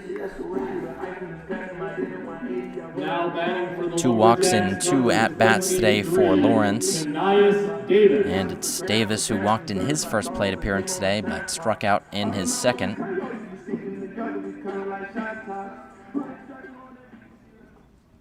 He's been out of the lineup for about a week, hasn't played in 4 games due to that back injury. But looks to be good out there. Here's the first pitch, outside, fastball misses, and 1 ball, no strike the count. Davis, when he has played, he's been pretty good at the plate. .273 batting average with a .444 on base. Drawing the walk is his favorite thing. He's got 9 of them in just 11 games hitting this year.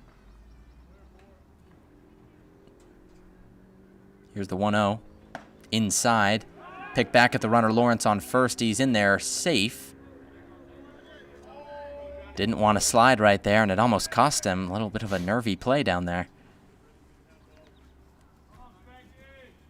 Looks like he got caught in between 2 mines. He was too close to slide. Didn't realize it. Just had to stick out the foot, but he's in there safe. 2-0 the count now on Davis. Amato looks back. Here's the pitch. Taken in there for a called strike. That one looked to be quite a bit outside, but 2 balls, 1 strike the count now. These last 2 pitches, Amato has started his windup looking at Elijah Negron, the runner back on second base, as time is called by the catcher Madison. First pitch was way inside on Davis. The second one looked to be outside, but was called for a strike. And Amato making sure that the runner Negron goes nowhere at second. Looks back at him yet again. Here's the 2-1. Taken down low in the dirt. 3-1 the count. Davis looking for walk number 10 on the season on this next pitch. We know this team will be losing Davis due to the All-American Classic, but trying to get everything out of him while they can. Here's the 3-1. Checks his swing. That one on the outside corner, though. Looks like he did not go on the pitch, but it was in there for a called strike, and the count runs full now. Yeah, he struck out his last at-bat for the same reason, and that I guess Davis really doesn't like the outside part of the plate, but they keep getting that strike call, deservedly so. If he keeps calling it consistently, Davis has to just be more aggressive on that part. Here's the payoff pitch. Swung on and missed out in front of that off speed, and out number 2 of the inning, as well as strikeout number 2 for Johnny Amato, and it brings up the right fielder Wyatt Lassiter. Now batting number 25, Wyatt Lassiter. Strikeout number 2 for Davis, as you mentioned, and they've got to be careful right here. They've stranded 6 runners through their first 3 innings, in danger of 7 and 8 right here if Lassiter can't make anything happen. Lassiter stands in. Here's the first pitch. That one down low in the dirt. Fastball misses. 1 ball, no strikes. Lassiter is the man you want up in this situation. He's leads the team in hits with 14 of them. 6 extra base hits with 5 doubles and 1 triple. Here's the 1-0. Swung on and hit down the left field line. That would have been extra bases had it been foul, but way, way foul. So instead, the count moves to 1-1. Wyatt Lassiter, one of 2 players on the University of Mount Olive school to be on this Lumberjacks team. The other one, Tanner Ferguson, who has left due to a hand injury. That 1-1 outside. 2-1 the count now. Yeah, Kalamazoo and Mount Olive are the schools that got multiple Lumberjacks. But, like, as I was saying, I wonder how some guys, like George Washington University, they have a guy on the Utica Blue Sox, but also on the Mohawk Valley Diamond Dogs in Brody Freaker. Here's the 2-1. Swung on and hit into center field. Takes a step back, and Jones is underneath it, and he makes the catch, and that will end the inning. They leave 2 more stranded in the bottom of the 4th. It's 9-2 Utica with 8 men left on base by the Lumberjacks. Head to the top of the 5th right after this.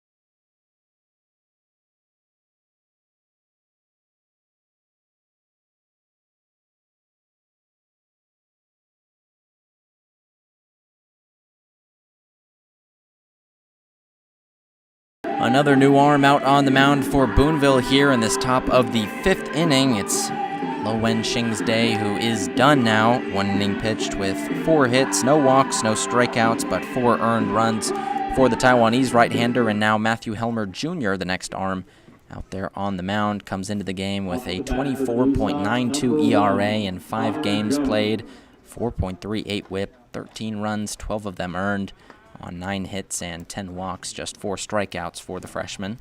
Yeah, and we saw him just the other day when he pitched at Mohawk Valley. He had a pretty okay outing back then. Wonder if he can replicate it against the Blue Sox today.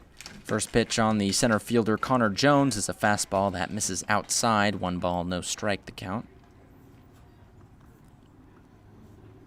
Jones so far today has walked and singled. He's been on all 2 times that he's been at the plate, as that next pitch misses up high, 2-0 the count. Jones, a freshman out of Greenwich, Connecticut, had 2 hits and 1 RBI in the game against Boonville last night. Here comes the 2-0. Taken on the outside corner for strike 1. Off speed is in there, and the count moves to 2-1. In his freshman year at George Washington University, struggled with a 192 average. Here's the 2-1.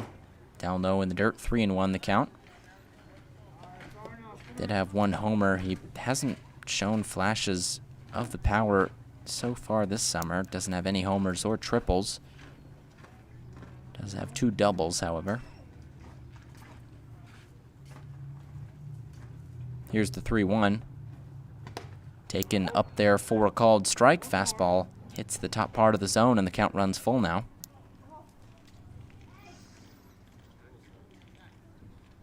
Lumberjacks, since that first inning, haven't been able to face less than 6 batters. As here's the payoff pitch. Up high, 4-4, and he draws a 6-pitch walk right there.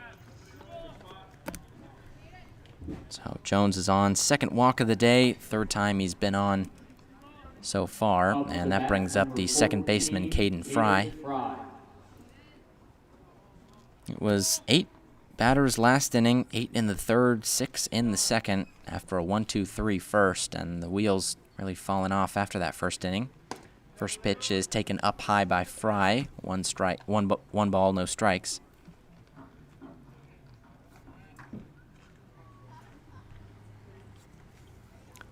So far today, Fry has been hit by a pitch and grounded out. Check back by Helmer is not in time. Beatty picks it up off of the wrong side of the bag. Jones slides back in there head first. Fry, a 5'9", 175 Purdue University hitter, as he swings and misses on that one. 1-1 the count. Lumberjacks looking to avoid their second mercy rule in the last 2 games. There was one last night in Utica, and they'll have to keep it close. Here's the 1-1. Swing and a miss way out in front of that off speed, and the count moves to 1-2. The terms would be if Utica score 3 or more runs and the Lumberjacks fail to get within 10 of them after the bottom of the 5th, that would be the ball game. Here's the next pitch. In the dirt down low, Lawrence blocks it and stands up. 2 balls, 2 strikes the count now. And it really has seemed like when you plug one hole, another one opens up. Last night it was really the hitting that was the worst part of the game for the Lumberjacks. Tonight kind of has been the pitching. No, it's both. 8 runs combined in the last 4 games for the Lumberjacks. That's 2 a game. And, I mean, at least people are getting on today, but they're not driving them in. So, no, I wouldn't say it's one or the other. I'd say it's still both, as it was yesterday. Oh, that 2-2 misses up high. It's a full count now. Picked back by Helmer, not in time yet again. So Fry awaits the full count pitch. But the Lumberjacks will see a lot of Utica in the upcoming week. I mean, this is game 1 of 3 still to go. Runner goes from first as Fry hits this one high into center field. Jones looks up at it, and it is caught. The runner Jones goes back to first as it's caught by Lewis in center, and that is out number 1. The fielding is better, though. I'll give you that. Yesterday, the Lumberjacks, even on a turf field, had quite a few errors, all of them deserved. Here, Lumberjacks, I don't believe they have any.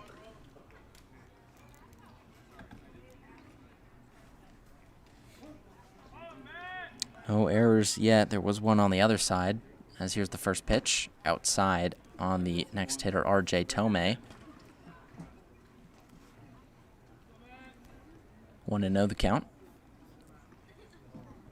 It was Negron who reached on an error to shortstop, but they've kept it clean on the Lumberjacks defensive side. Here comes the 1-0.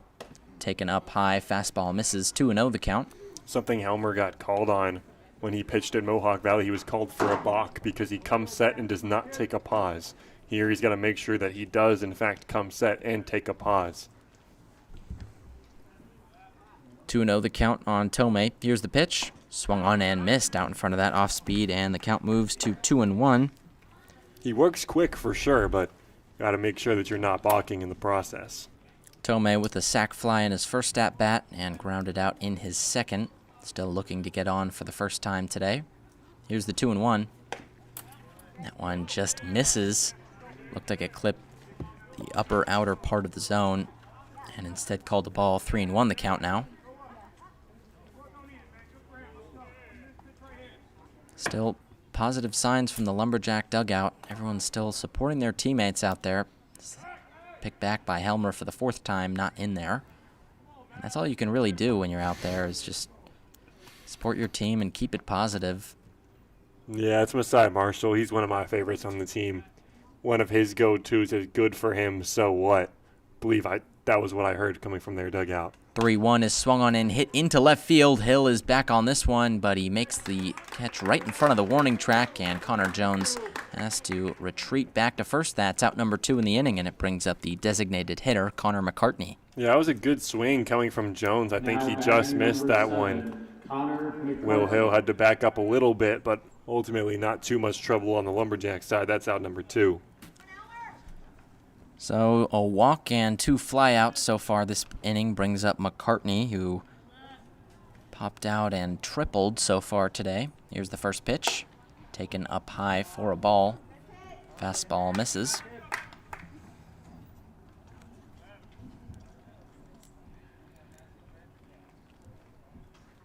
McCartney hit what was one of the only triples hit here at Hanson Aggregates so far this year. So here's the 1-0. Looper in there for a called strike. 1-1 the count. Yeah, you don't see a lot of those.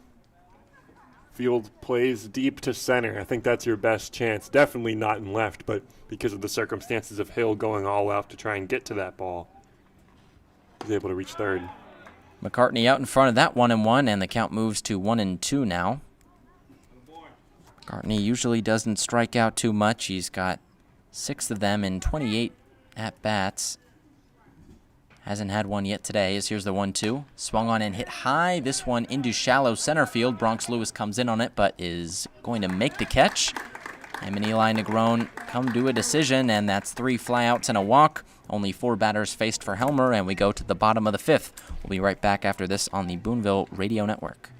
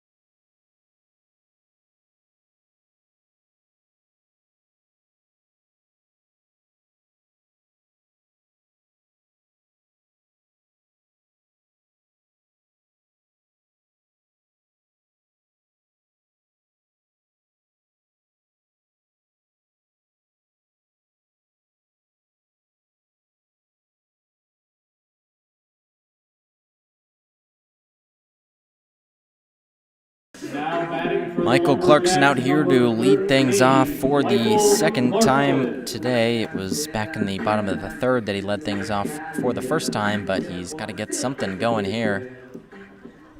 Clarkson so far has walked both times he's been at the plate so far today. A patient hitter. Here's the first pitch. That one in there for a called strike. Clarkson does also strike out a decent amount, but he's been trying to limit that as of late. It's been working here today as he faces Amato for the first time. Here's the pitch. Swung on and missed out in front of that one, and the count moves to 1-1.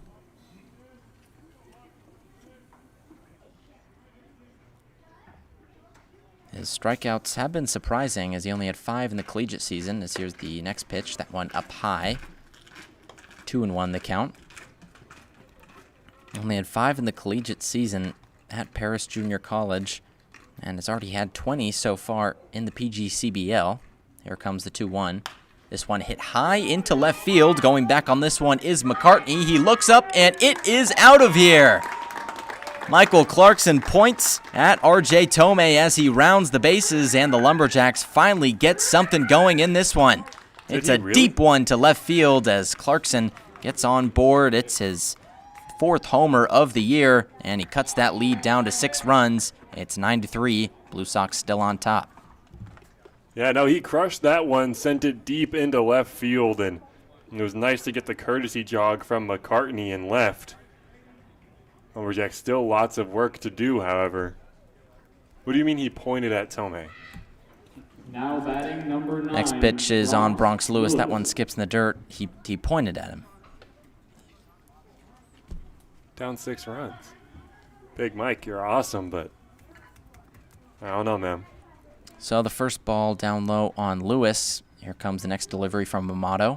Swings and fouls this one back and out of play. 1-1 the count. Lewis so far today has singled in his first plate appearance, struck out in the second. Waits the next delivery. Here it comes. Takes that one down the middle for a called strike 2. Fastball's in there.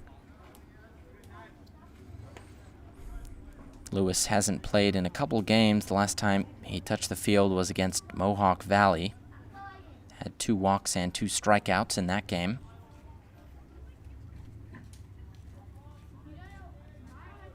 Here's the 1-2. That one way outside, completely misses the catcher Madison, and the count all even now, 2-2.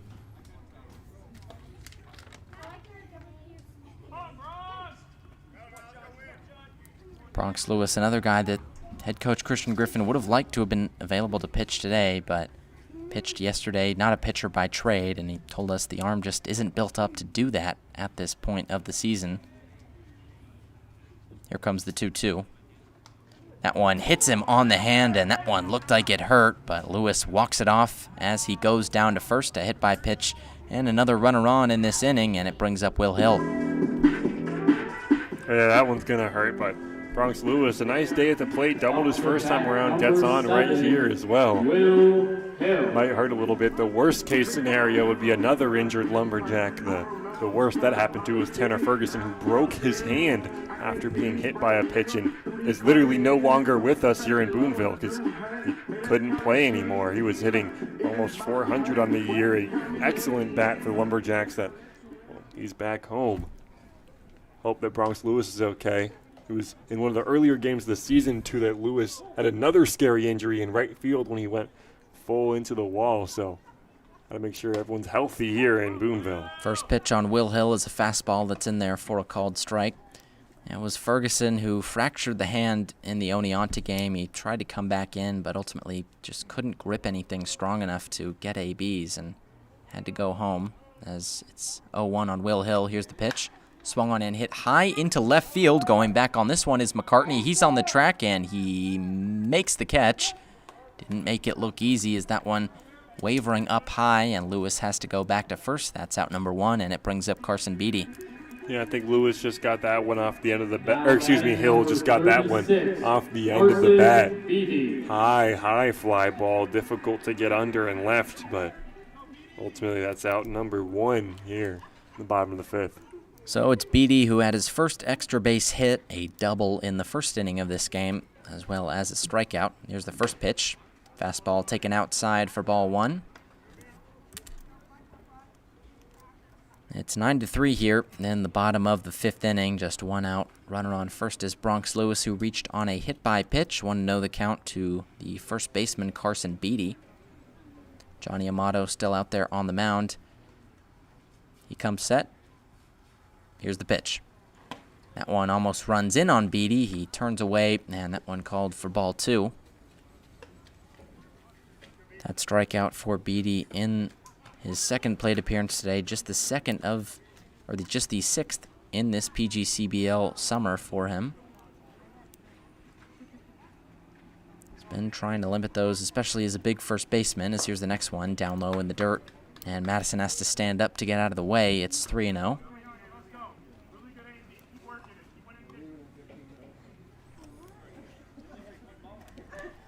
Beatty's reached base safely in 5 of his 6 games that he's played so far this season, but hasn't played in any of the last 3. Finally getting some time here, and he's ahead 3-0. Here's the pitch. That one just clips the outside part of the zone. Curveball in there, and the count moves to 3-1.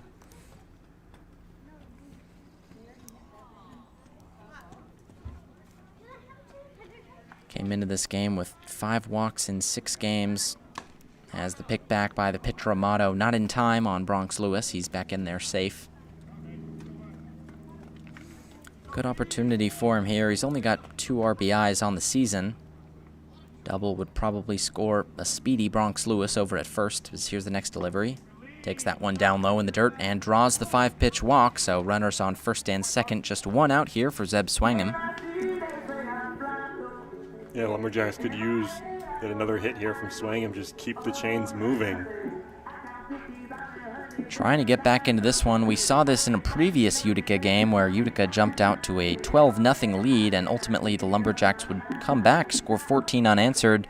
They would go on to lose that game, as it looks to be some discussion here between Christian Griffin and the home plate umpire. Yeah, I'm not sure. This is Zeb Swangham's regular spot here. And they're asking for the lights to be turned on here. They're going to be granted a defensive meeting as well, which is really a killer.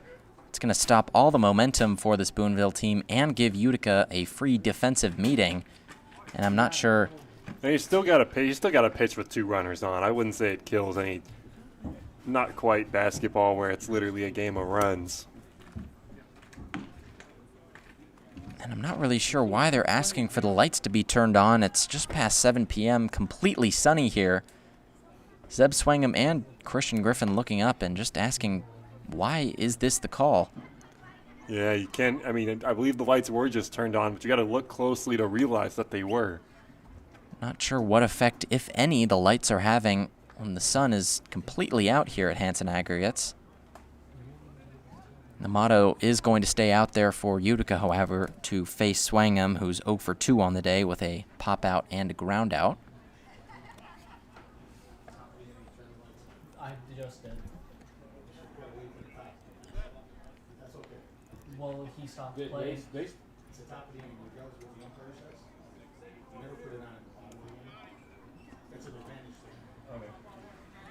So the lights fully on now for Swangham, who's reached base safely in 8 of his last 9 games. Yeah, but gotta say, I'm not sure that made any difference at all, but Doesn't look to be like it. I mean, hitters might be staring into the lights a little bit more now, but looks to be no more light coverage on this field. Amato ready. Here's the delivery. Throws that one in the dirt, and 1-0 the count now. The runner Beatty reached on a walk. He's on first. It's the runner Lewis on second who reached on a hit-by pitch. Just 1 out here in the bottom of the 5th inning for Zeb Swangham. Lumberjacks got to just focus on passing the stick.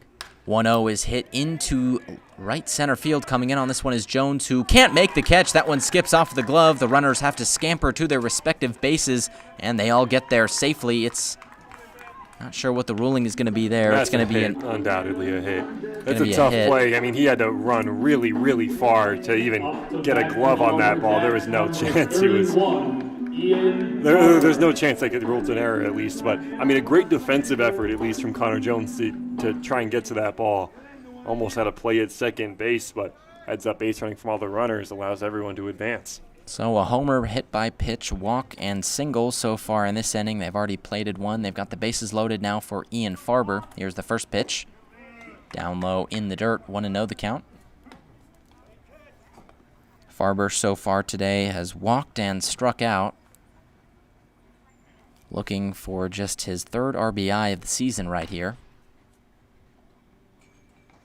Pitcher Amato steps off for a second, checks on the back of his glove for something. The first game versus Mohawk Valley, Farber was the one to go yard. Hasn't done it since.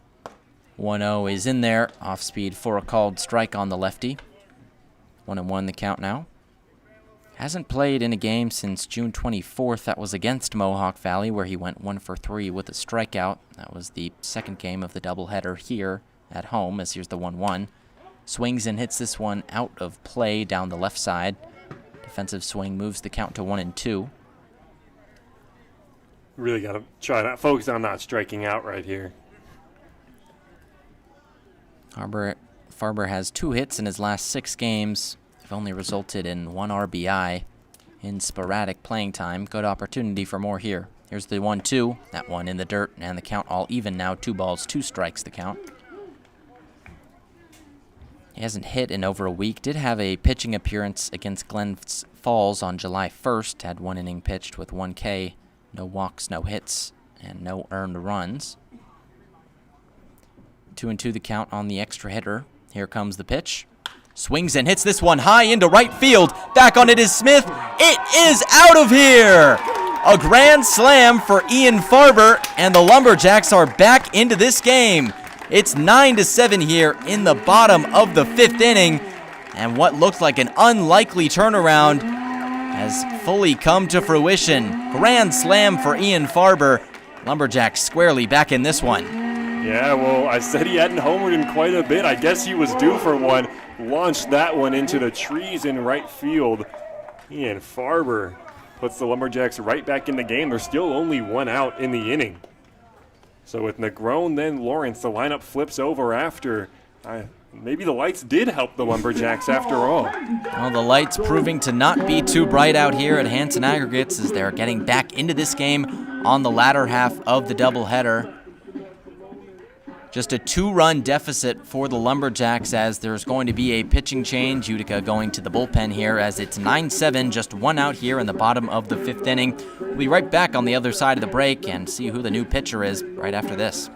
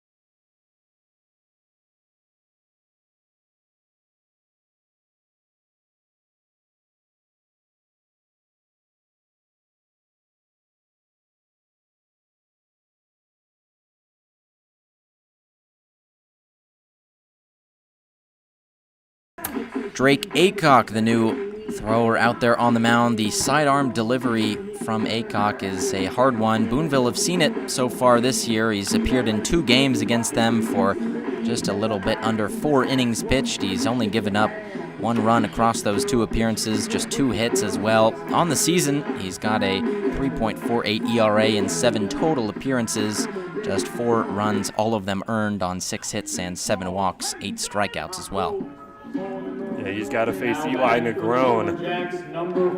I honestly, I think Negron is kind of due for something, whether it's just getting on base, a hit, or finding a way on in some capacity. He reached to be a fielder's choice his first time around, but man, he's a guy who he homered 3 times in 3 games, and since then he still catches barrels. They just don't find spots. Here's the first pitch. Takes that one on the outside corner for strike 1. It's Negron, who you mentioned reached on a fielder's choice in the 2nd inning and reached on an error in the 4th inning. But yeah, that arm slot from Aycock is really weird. 0-1, taken on the outside corner. The slow gliding pitch just clips the outside part of the zone, and Negron quickly down 0-2 here. Negron hasn't struck out yet today, but is on an 8-game strikeout streak, looking to avoid one. Here's the 0-2, taken outside just for ball 1. You know, I'm not sure if it's intentional, but we've mentioned it all throughout the broadcast that they get the outside part of the zone. The way that Aycock's pitch ends up is that's where it ends. So it'll be incredibly difficult to hit. 1-2 is swung on and missed right down the middle. Negron didn't see that one, and that is out number 2. It brings up the rookie catcher, Oliver Lawrence. Now batting number 33, Oliver Lawrence. Yeah, it started with Ake, who was kind of over the top. Amato, more of the same. Maybe a little bit more 3/4 than Ake was, and then here it's complete sidearm submarine. Not quite submarine, but definitely sidearm. First pitch on Lawrence is outside. Called for a strike. Here's the next one. That one inside, called for a ball. 1 ball, no strikes, or 1-1 the count now. Lawrence so far today has walked in both of his plate appearances. He's got 3 walks on the season in just 5 games played. High school sophomore out of Essex, New England. Here comes the 1-1. Swings and just gets a piece of that one, fouls it off, but it's 1-2 now. You mentioned Lawrence doesn't strike out a lot. This is probably one of the tougher arms in the PGCBL. Aycock shakes off 2 signs before finally agreeing with Madison. Here's the pitch. Swings and hits this one into right center field. That one is going to get down for a single. Lawrence rounds first, and he's going to go for second. They can't find the ball. Finally, the center fielder Jones grabs it, but not before Oliver Lawrence is in there with a stand-up double. It's all 3 times he's been up. He's 1 for 1 with the double and 2 walks, and the lineup flips back over for Kanias Davis. Yeah, I mean, I'm glad he did that. I was saying he doesn't strike out a lot, so even with a tough arm right here, he reads the sidearm slot and puts that one in right. And yeah, they're still dealing with the sun in right field, kind of why we were questioning the lights, but Xavier Smith loses it in the sun a bit, which allows Lawrence to get to second. So it's Davis, who has no homers on the year, looking for its first. Here's the first pitch.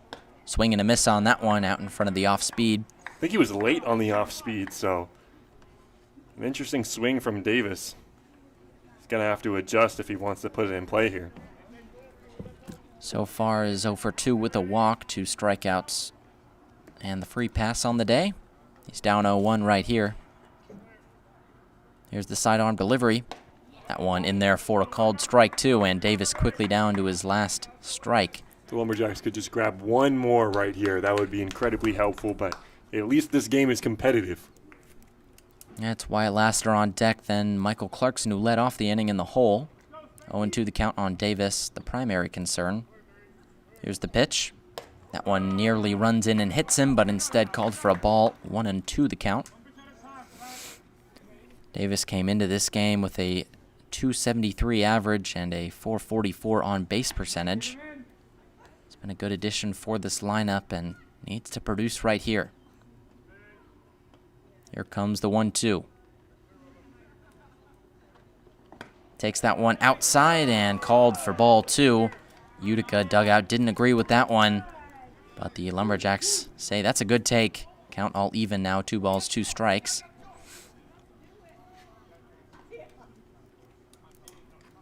Davis stands in there. He's got a short swing path. That's why he doesn't strike out as much. Here's the next pitch. That one taken up high, and the count runs full. Aycock's got to be careful, or else he's going to walk another runner here and have to face Wyatt Lassiter with the most hits on the Lumberjacks.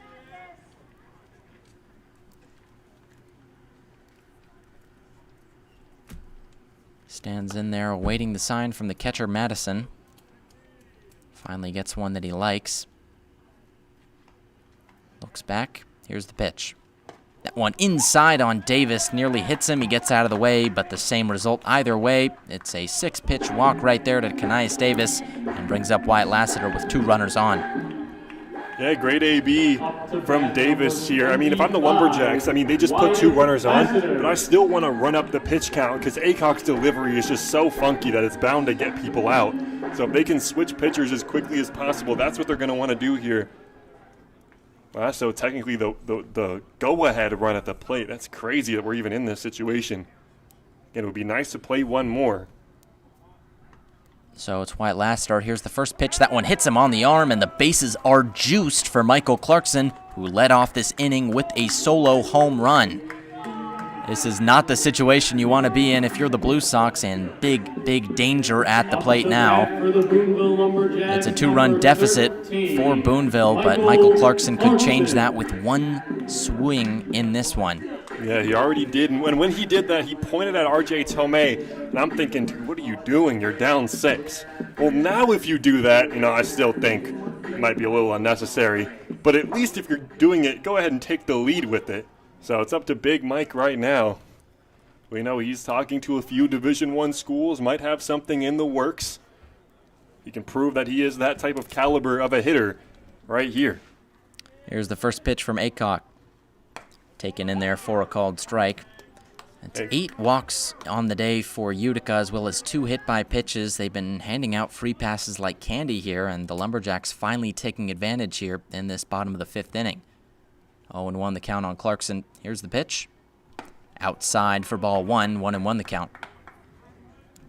Aycock going from the windup now with the bases loaded. Clarkson's been on every time he's been at the plate so far today. 2 walks and a home run. Would love to get something else going right here. Here comes the 1-1. Swing and a miss on that one. Missed the off speed, and the count 1-2 now. Yeah, considerably late behind that, too, in the same way that Davis was. It's a funky delivery, man. It's hard to get on top of that. It's Michael Clarkson, who's been described to us as the catalyst. 1-2 the count on him here. The pitch. Swung on and hit down the right line, but that one going to escape out of play, a foul ball, and the count remains at 1-2. Clarkson has started 7 of the last 8 games. He's a trusted bat, likely going to go play at the Division I level after going to the JUCO circuit. And a big opportunity for him right here. Here's the 1-2. Swing and a miss on the outside corner. He got him right there, and that will end the bottom of the 5th inning, but a crucial one right there. 2 big homers in this inning, a solo shot by Michael Clarkson, and a grand slam by Ian Farber take the lead down to 2 for Utica. It's 9-7, heading to the top of the 6th inning. We'll be right back after this.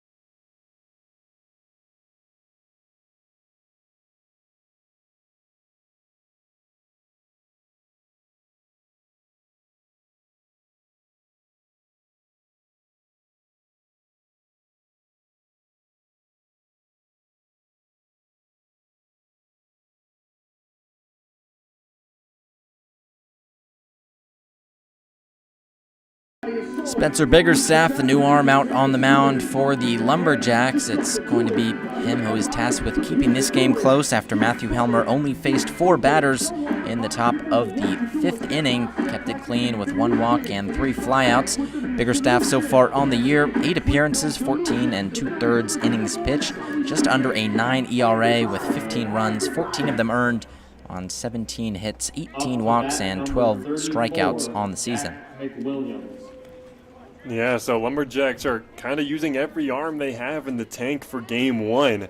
I wonder who would have been the pitcher in the 6th had they not put up a 5 spot in the way they just did. So that changes how they approach game 1 right here, but Lumberjacks would do anything for a win. Here's the first pitch. That one in there for a called strike on the designated hitter, McWilliams. McWilliams so far today walked and singled. Here's the 0-1. Swung on and missed, and quickly down 0-2. Biggerstaff has seen a lot of Utica so far this season. He's faced them 3 times already. Gave up no runs in the first appearance, 1 in the second, and 1 in the third. Here's the next pitch. That one up high, taken for a ball, 1-2 the count now. We know Biggerstaff has been one of the best arms in this bullpen, regardless of lefty or righty. As here's the 1-2. That one up high yet again, 2-2 the count now. Yeah, he kind of got shelled his last time out at Mohawk Valley. It was an unorthodox outing for him. But it's just how these things go. Now he has to bounce back with a 0 spot. 2-2 the count on McWilliams. Here's the pitch. That one taken right down the middle, off speed in there for a called 3rd strike, and that is Biggerstaff's first K of the day. It's also McWilliams' first K of the day and 5th of the season. Lineup flips back over for Anthony Paratano now. Yeah, now you got the tough task of going back up against the top of the order. Paratano, again, has not reached against the Lumberjacks 1 time this season. So Biggerstaff, if you can retire him right here, that would be a great look, as Sweeney, who's on deck, is 0 for 3 with 2 Ks. Here's the first pitch on Paratano. Takes that one on the outside corner for a called strike.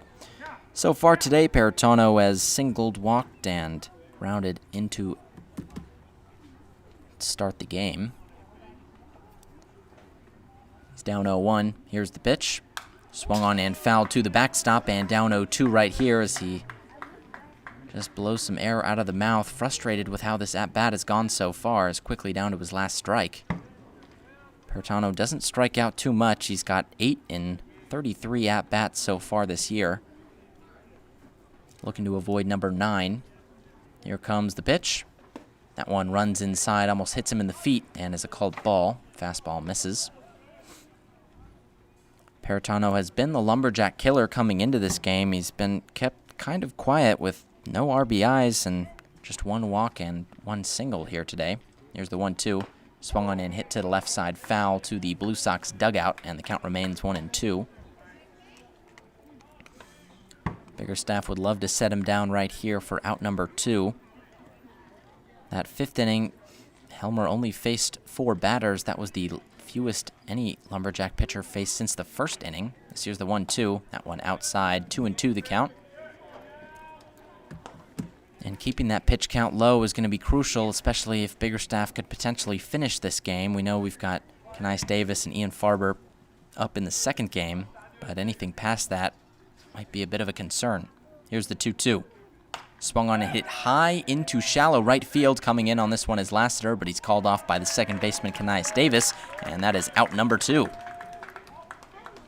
Yeah, great work from Biggerstaff right there. It was up 0-2, 2 straight balls, not either very close, at risk of losing him, but goes right back in with the fastball and jams Paratano.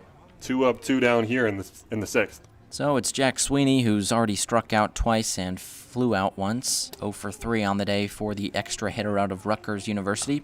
First pitch is fouled to the backstop. He's quickly down 0-1.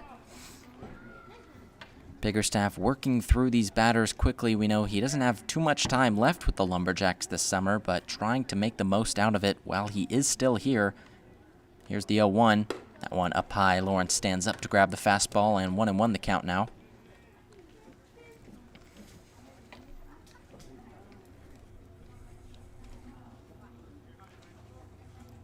Here's the next pitch. That one down low in the dirt. Skips off the glove of Lawrence, and he has to pick it up. 2-1 the count.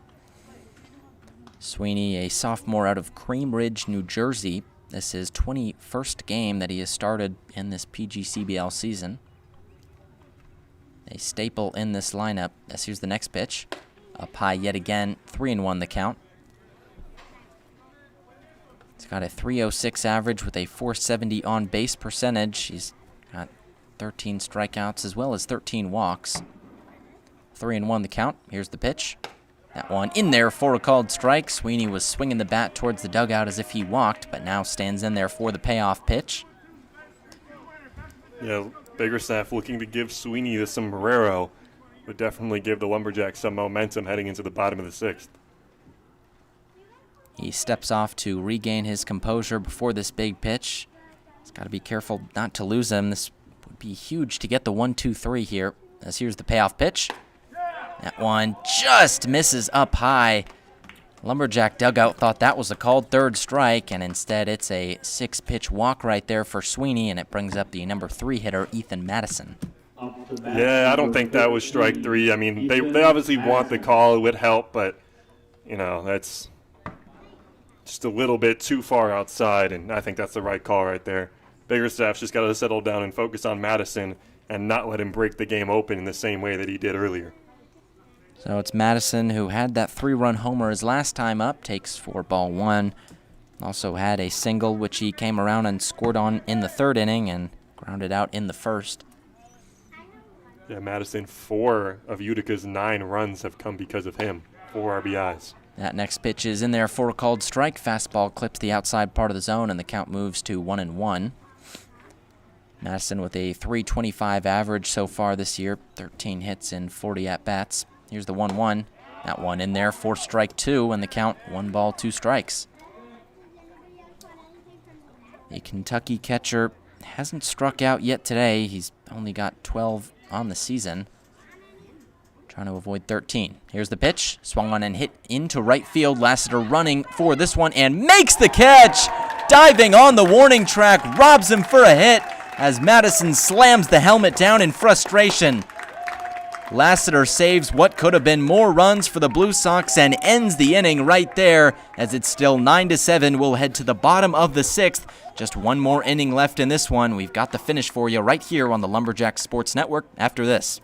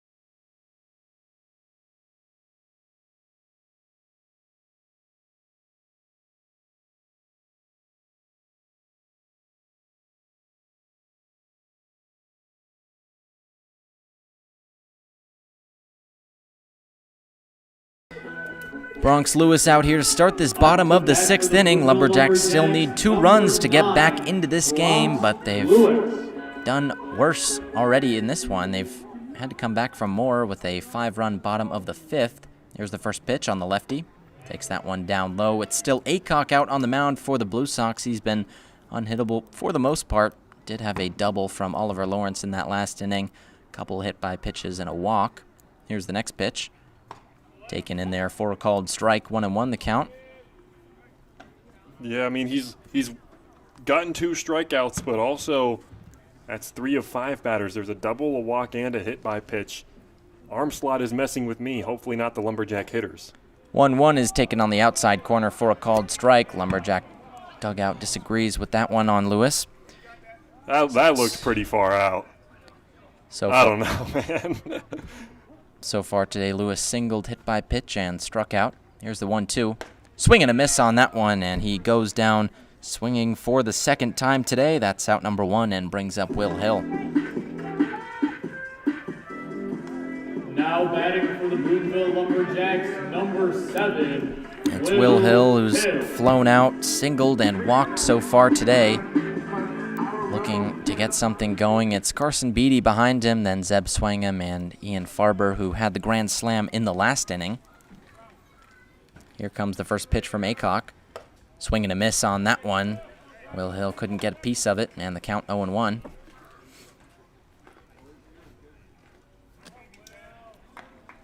Hill so far with 5 hits in 5 games against the Blue Sox this season. Here's the next pitch. Swung on and chopped foul. That one gets to the backstop and 0-2 the count. Lumberjacks only have 2 more times up at the plate if they want to capitalize. It's a 7-inning game just because it is a doubleheader today.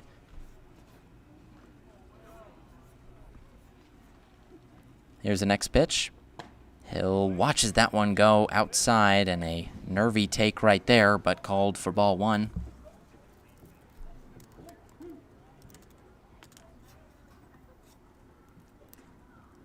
Here comes the 1-2 from Aycock. Taken right down the middle, but up high, and that's going to be ball 2. I think that might be a makeup call for what he did to Bronx Lewis. I mean, that 1-1 pitch, I don't think that was very close. 2-2 the count on Hill. Here comes the pitch. Swing and a miss on that one, and strike 3. He's retired the last 3 batters via strikeout, all of them swinging, and it brings up Carson Beatty. I guess that's 3 straight Ks for Aycock. Every out that he's gotten, which is 3 so far, or excuse me, which is 4, have all been via strikeout. 10 Ks already in this game for Boonville. Still in this one, though. First pitch on Beatty's in there for a called strike. Looks like Aycock is one of the pitchers, obviously because of that sidearm slot, who just tries to nick part of the outside part of the zone. As here's the next pitch, that one taken for ball 1. His arm slot changes drastically when he throws a fastball. It's like he's sidearm everywhere else. He's 3/4 with the fastball. Here's the 1-1. Swing and a miss on that one. And these Lumberjack hitters really just can't get a piece of these pitches from Aycock. And you can tell, too, because he stays totally upright if he throws a fastball, and he fully leans over if it's the off-speed. I hope these are things that the Lumberjacks recognize, too, because it's painfully obvious. Carson Beatty calls time before a crucial 1-2 pitch here. Here it comes. That one taken outside for ball 2. Beatty so far today with a double, strikeout, and a walk. He's been on 2 of the 3 times. Here's the 2-2. Swing and a chopper to the first baseman. Tomei's got that one and tags the bag himself for a 1-2-3 inning. Aycock continues to look unhittable out here as we head to the 7th inning. Just one more here at Dr. Robert Smith Sports Complex before this one's over. Evan Simbita and Brady Foxwell will be right back on the Lumberjack Sports Network after this.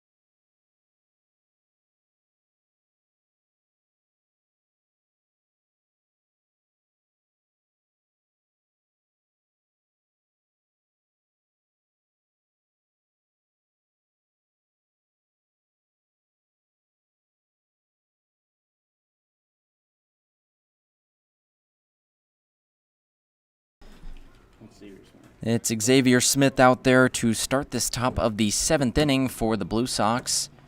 Trying to get some insurance runs heading into the bottom of the 7th. Here's the first pitch. That one hits off of the bat, and that's going to be a foul ball. 0-1 the count. It's still Spencer Biggerstaff out there on the mound for the Lumberjacks. Had a clean inning last time out. Allowed 1 walk, had a strikeout, and 2 flyouts. 0-1 the count. Here's the pitch. That one outside for ball 1. Smith so far today is grounded out, flown out, and was hit by a pitch in his last plate appearance. Here's the 1-1. Takes that one up high for ball 2. Biggerstaff probably needs to finish this game. It gets a little bit dicey when we start to talk about potential extra innings. As here's the 2-1. Swung on and hit high into left field. Hill's back on this one, but he's underneath it and retires him for out number 1. Yeah, skied that one incredibly high. I had to take a second look to think that ball wasn't going to continue to carry. No, it didn't. Hill takes a few steps back, but otherwise a can of corn to left field. So it brings up Justin Levine, the third baseman, who's been hit by a pitch twice as well as grounded out. Stands in there from the right side and awaits the first pitch. Here it comes. That one up high for ball 1. Levine out of Caldwell University, the Division II school. Primarily a left-sided infielder. Here's the 1-0. That one down low in the dirt. 1-1 the count. Listed at 5'11", 200 pounds, but looks a lot bigger in real life. There comes the 2-0. That one in there for a called strike 1. 2-1 the count. Levine does have 3 doubles so far this season, but has not hit a home run yet.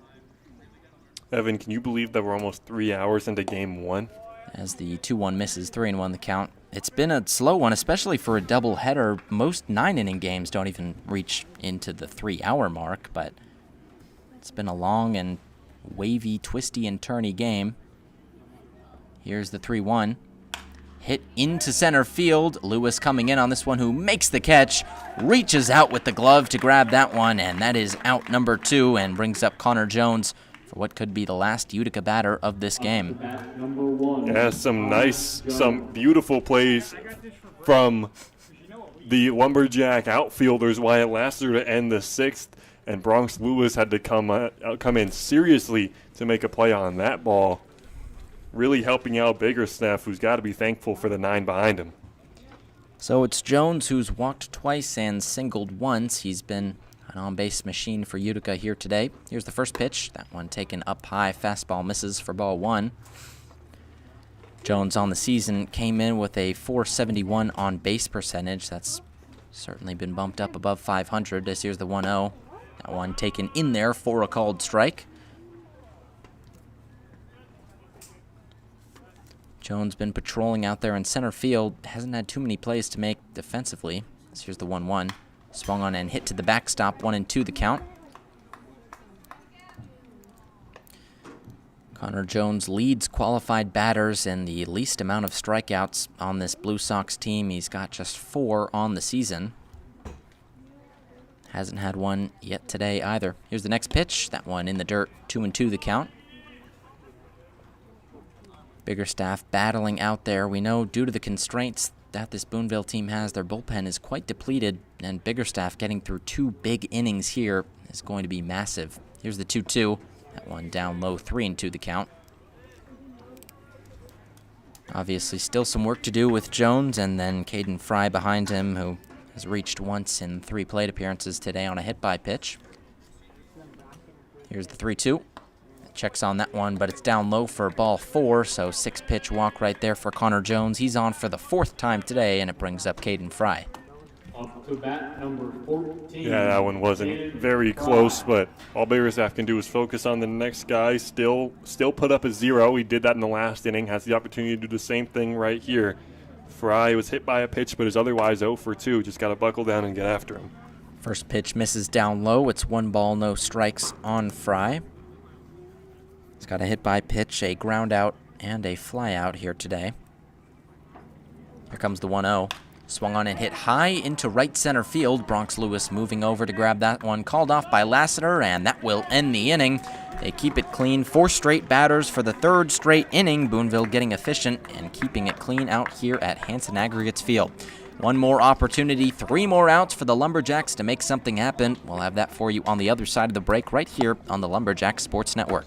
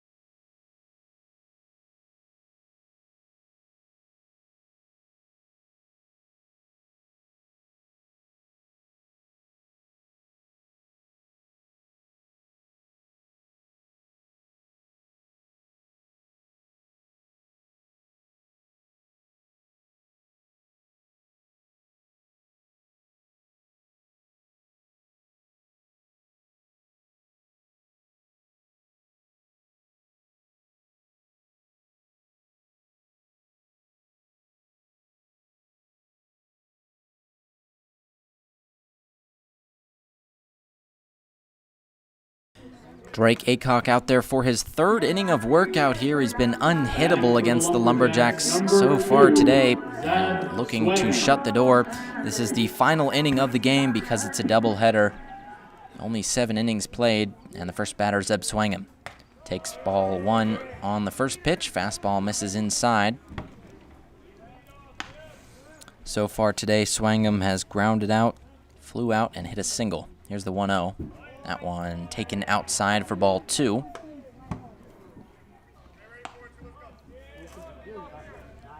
Swangham has hits in 3 of the last 5 games. Would love another one right here. Takes that one in there for a called strike. Lumberjacks dugout don't agree with the strike call, but it's 2-1 regardless on Swangham. I think all 3 of those were 50-50 pitches. 2-1 is swung on and missed inside, and Swangham in danger of striking out. Would be Aycock's 4th strikeout in just 7 batters faced here today.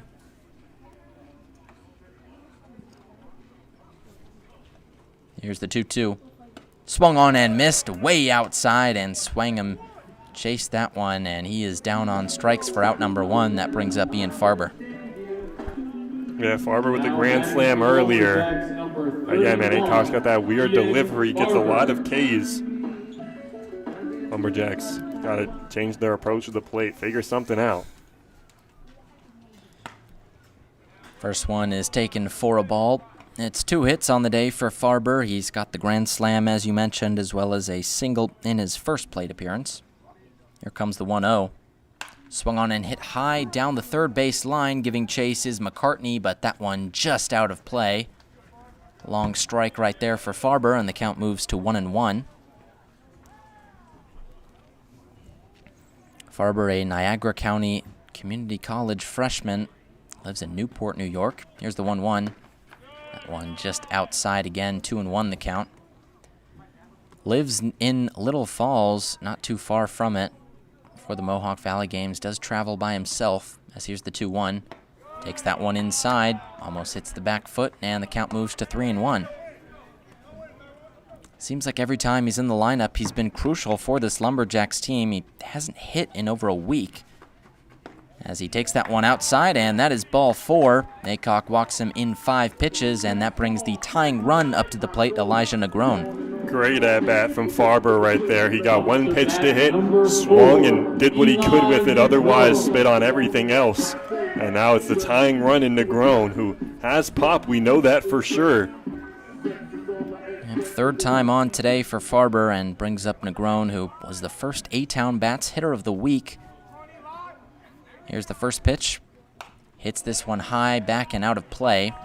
Negron, in that first week of play, had 10 at-bats. He had 5 hits, including a double, and 3 homers, including 7 RBIs, 4 walks, and just 2 strikeouts. We know he has the power in that bat. Hasn't had a home run since then, but is looking for another one. Here's the pitch. Swung on and hit, laced up the middle, and that's going to get down for a hit. Farber didn't read it too good, so he stops up at second. And that brings the winning run up to the plate. It's the rookie catcher, Oliver Lawrence, who just graduated high school in the biggest of big spots right here. Yeah, Negron got the pitch he was looking for, and he did not miss it for sure. Was looking for that fastball, got it. That's back-to-back guys are showing you can hit off this guy. Lawrence was the one who hit off him earlier with a double. That right center field gap is wide open if he can get back to it. So it's a 1-for-1 day for Lawrence, who's back at the plate. Here's the first pitch. Takes that one in there for a called strike. 2 walks and a double represent his contributions so far today.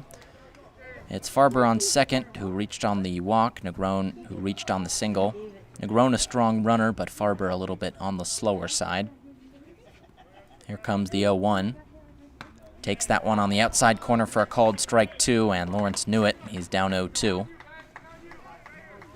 Again, just 1 strikeout for Lawrence in 4 games played this year. This his 5th. He's been a patient hitter and needs to put the ball in play right here. Aycock awaits the 0-2. Here it comes. Swing and a miss. He got him right there.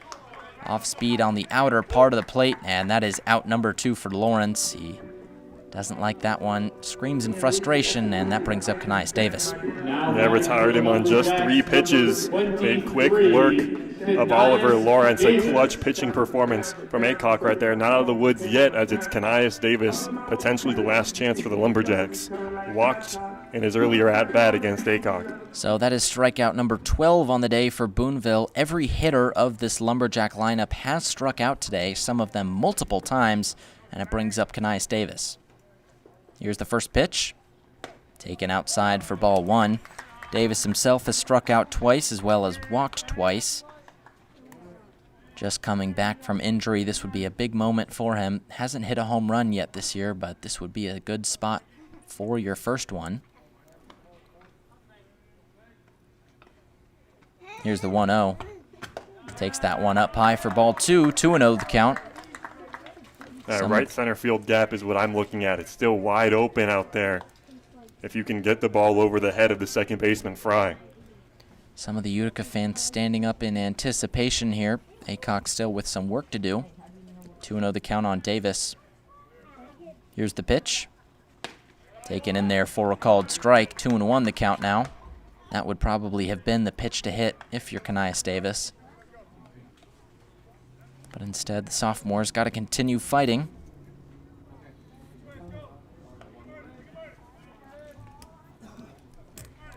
2-1 the count.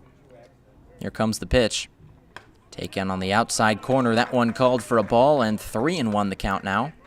Headers count. Got to assume the fastball is the pitch he goes with here. It's Wyatt Lassiter on deck, then Michael Clarkson in the hole. Bronx Lewis, should the inning go that far, would be the 3rd batter up. Aycock steps off to regain his composure here. 3-1 for what could be the final batter of this game, Davis. Here's the pitch.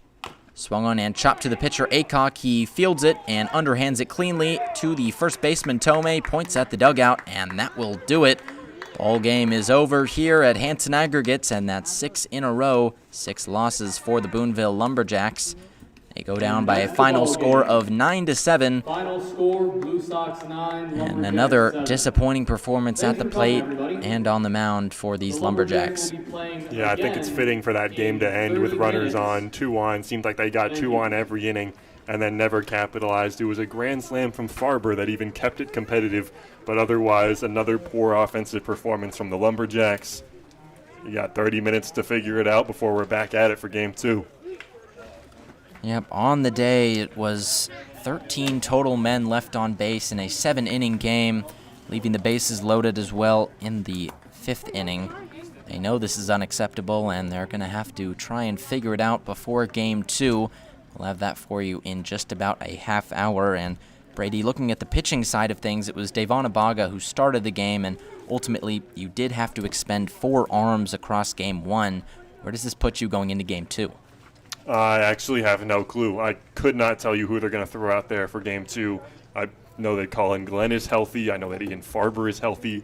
And I know that Michael Clarkson is healthy. Those are the only 3 pitchers I know who can pitch or who are healthy at least. Kanias Davis is healthy. I guess they give him the start on pitch restriction because he has to be playing in the HBCU Classic game very soon. But I mean, not in a great spot, obviously, and then I have no clue who you go with tomorrow or whether Fullwood, his Army's even okay tomorrow. Again, lots of uncomfortable conversations for the Lumberjacks based off of injury luck and people who have left at unfortunate times. But, I mean, I think still the worst part is the hitting. Every single Lumberjack hitter struck out at least once. That is completely unacceptable. And for Utica pitchers who didn't throw their best guys, they did yesterday. I'm not sure what they do. Lumberjacks fall to 8-16. Yeah, 30 minutes, eat a hot dog, and come back ready to hit. That's what they'll have to do. It's probably going to be Kanias Davis out there on the mound for Game 2 of this doubleheader on the Boonville side. On the other side of things, we have been kind of tipped off to the fact that they haven't chose a starting pitcher. If it is going to be anyone, we've heard that it's going to be First on the mound for the Blue Sox, Hayden First. That's probably going to be your starting pitcher for Game 2 on the Utica side of things, and Kanias Davis on the Lumberjack side of things. Final score 9-7 here. The Blue Sox take it in 7 innings, 2 straight wins in 2 days against the Lumberjacks, and we'll be back in a half hour for Game 2. Thank you for sticking with us, and we'll be right back on the other side of this half-hour break.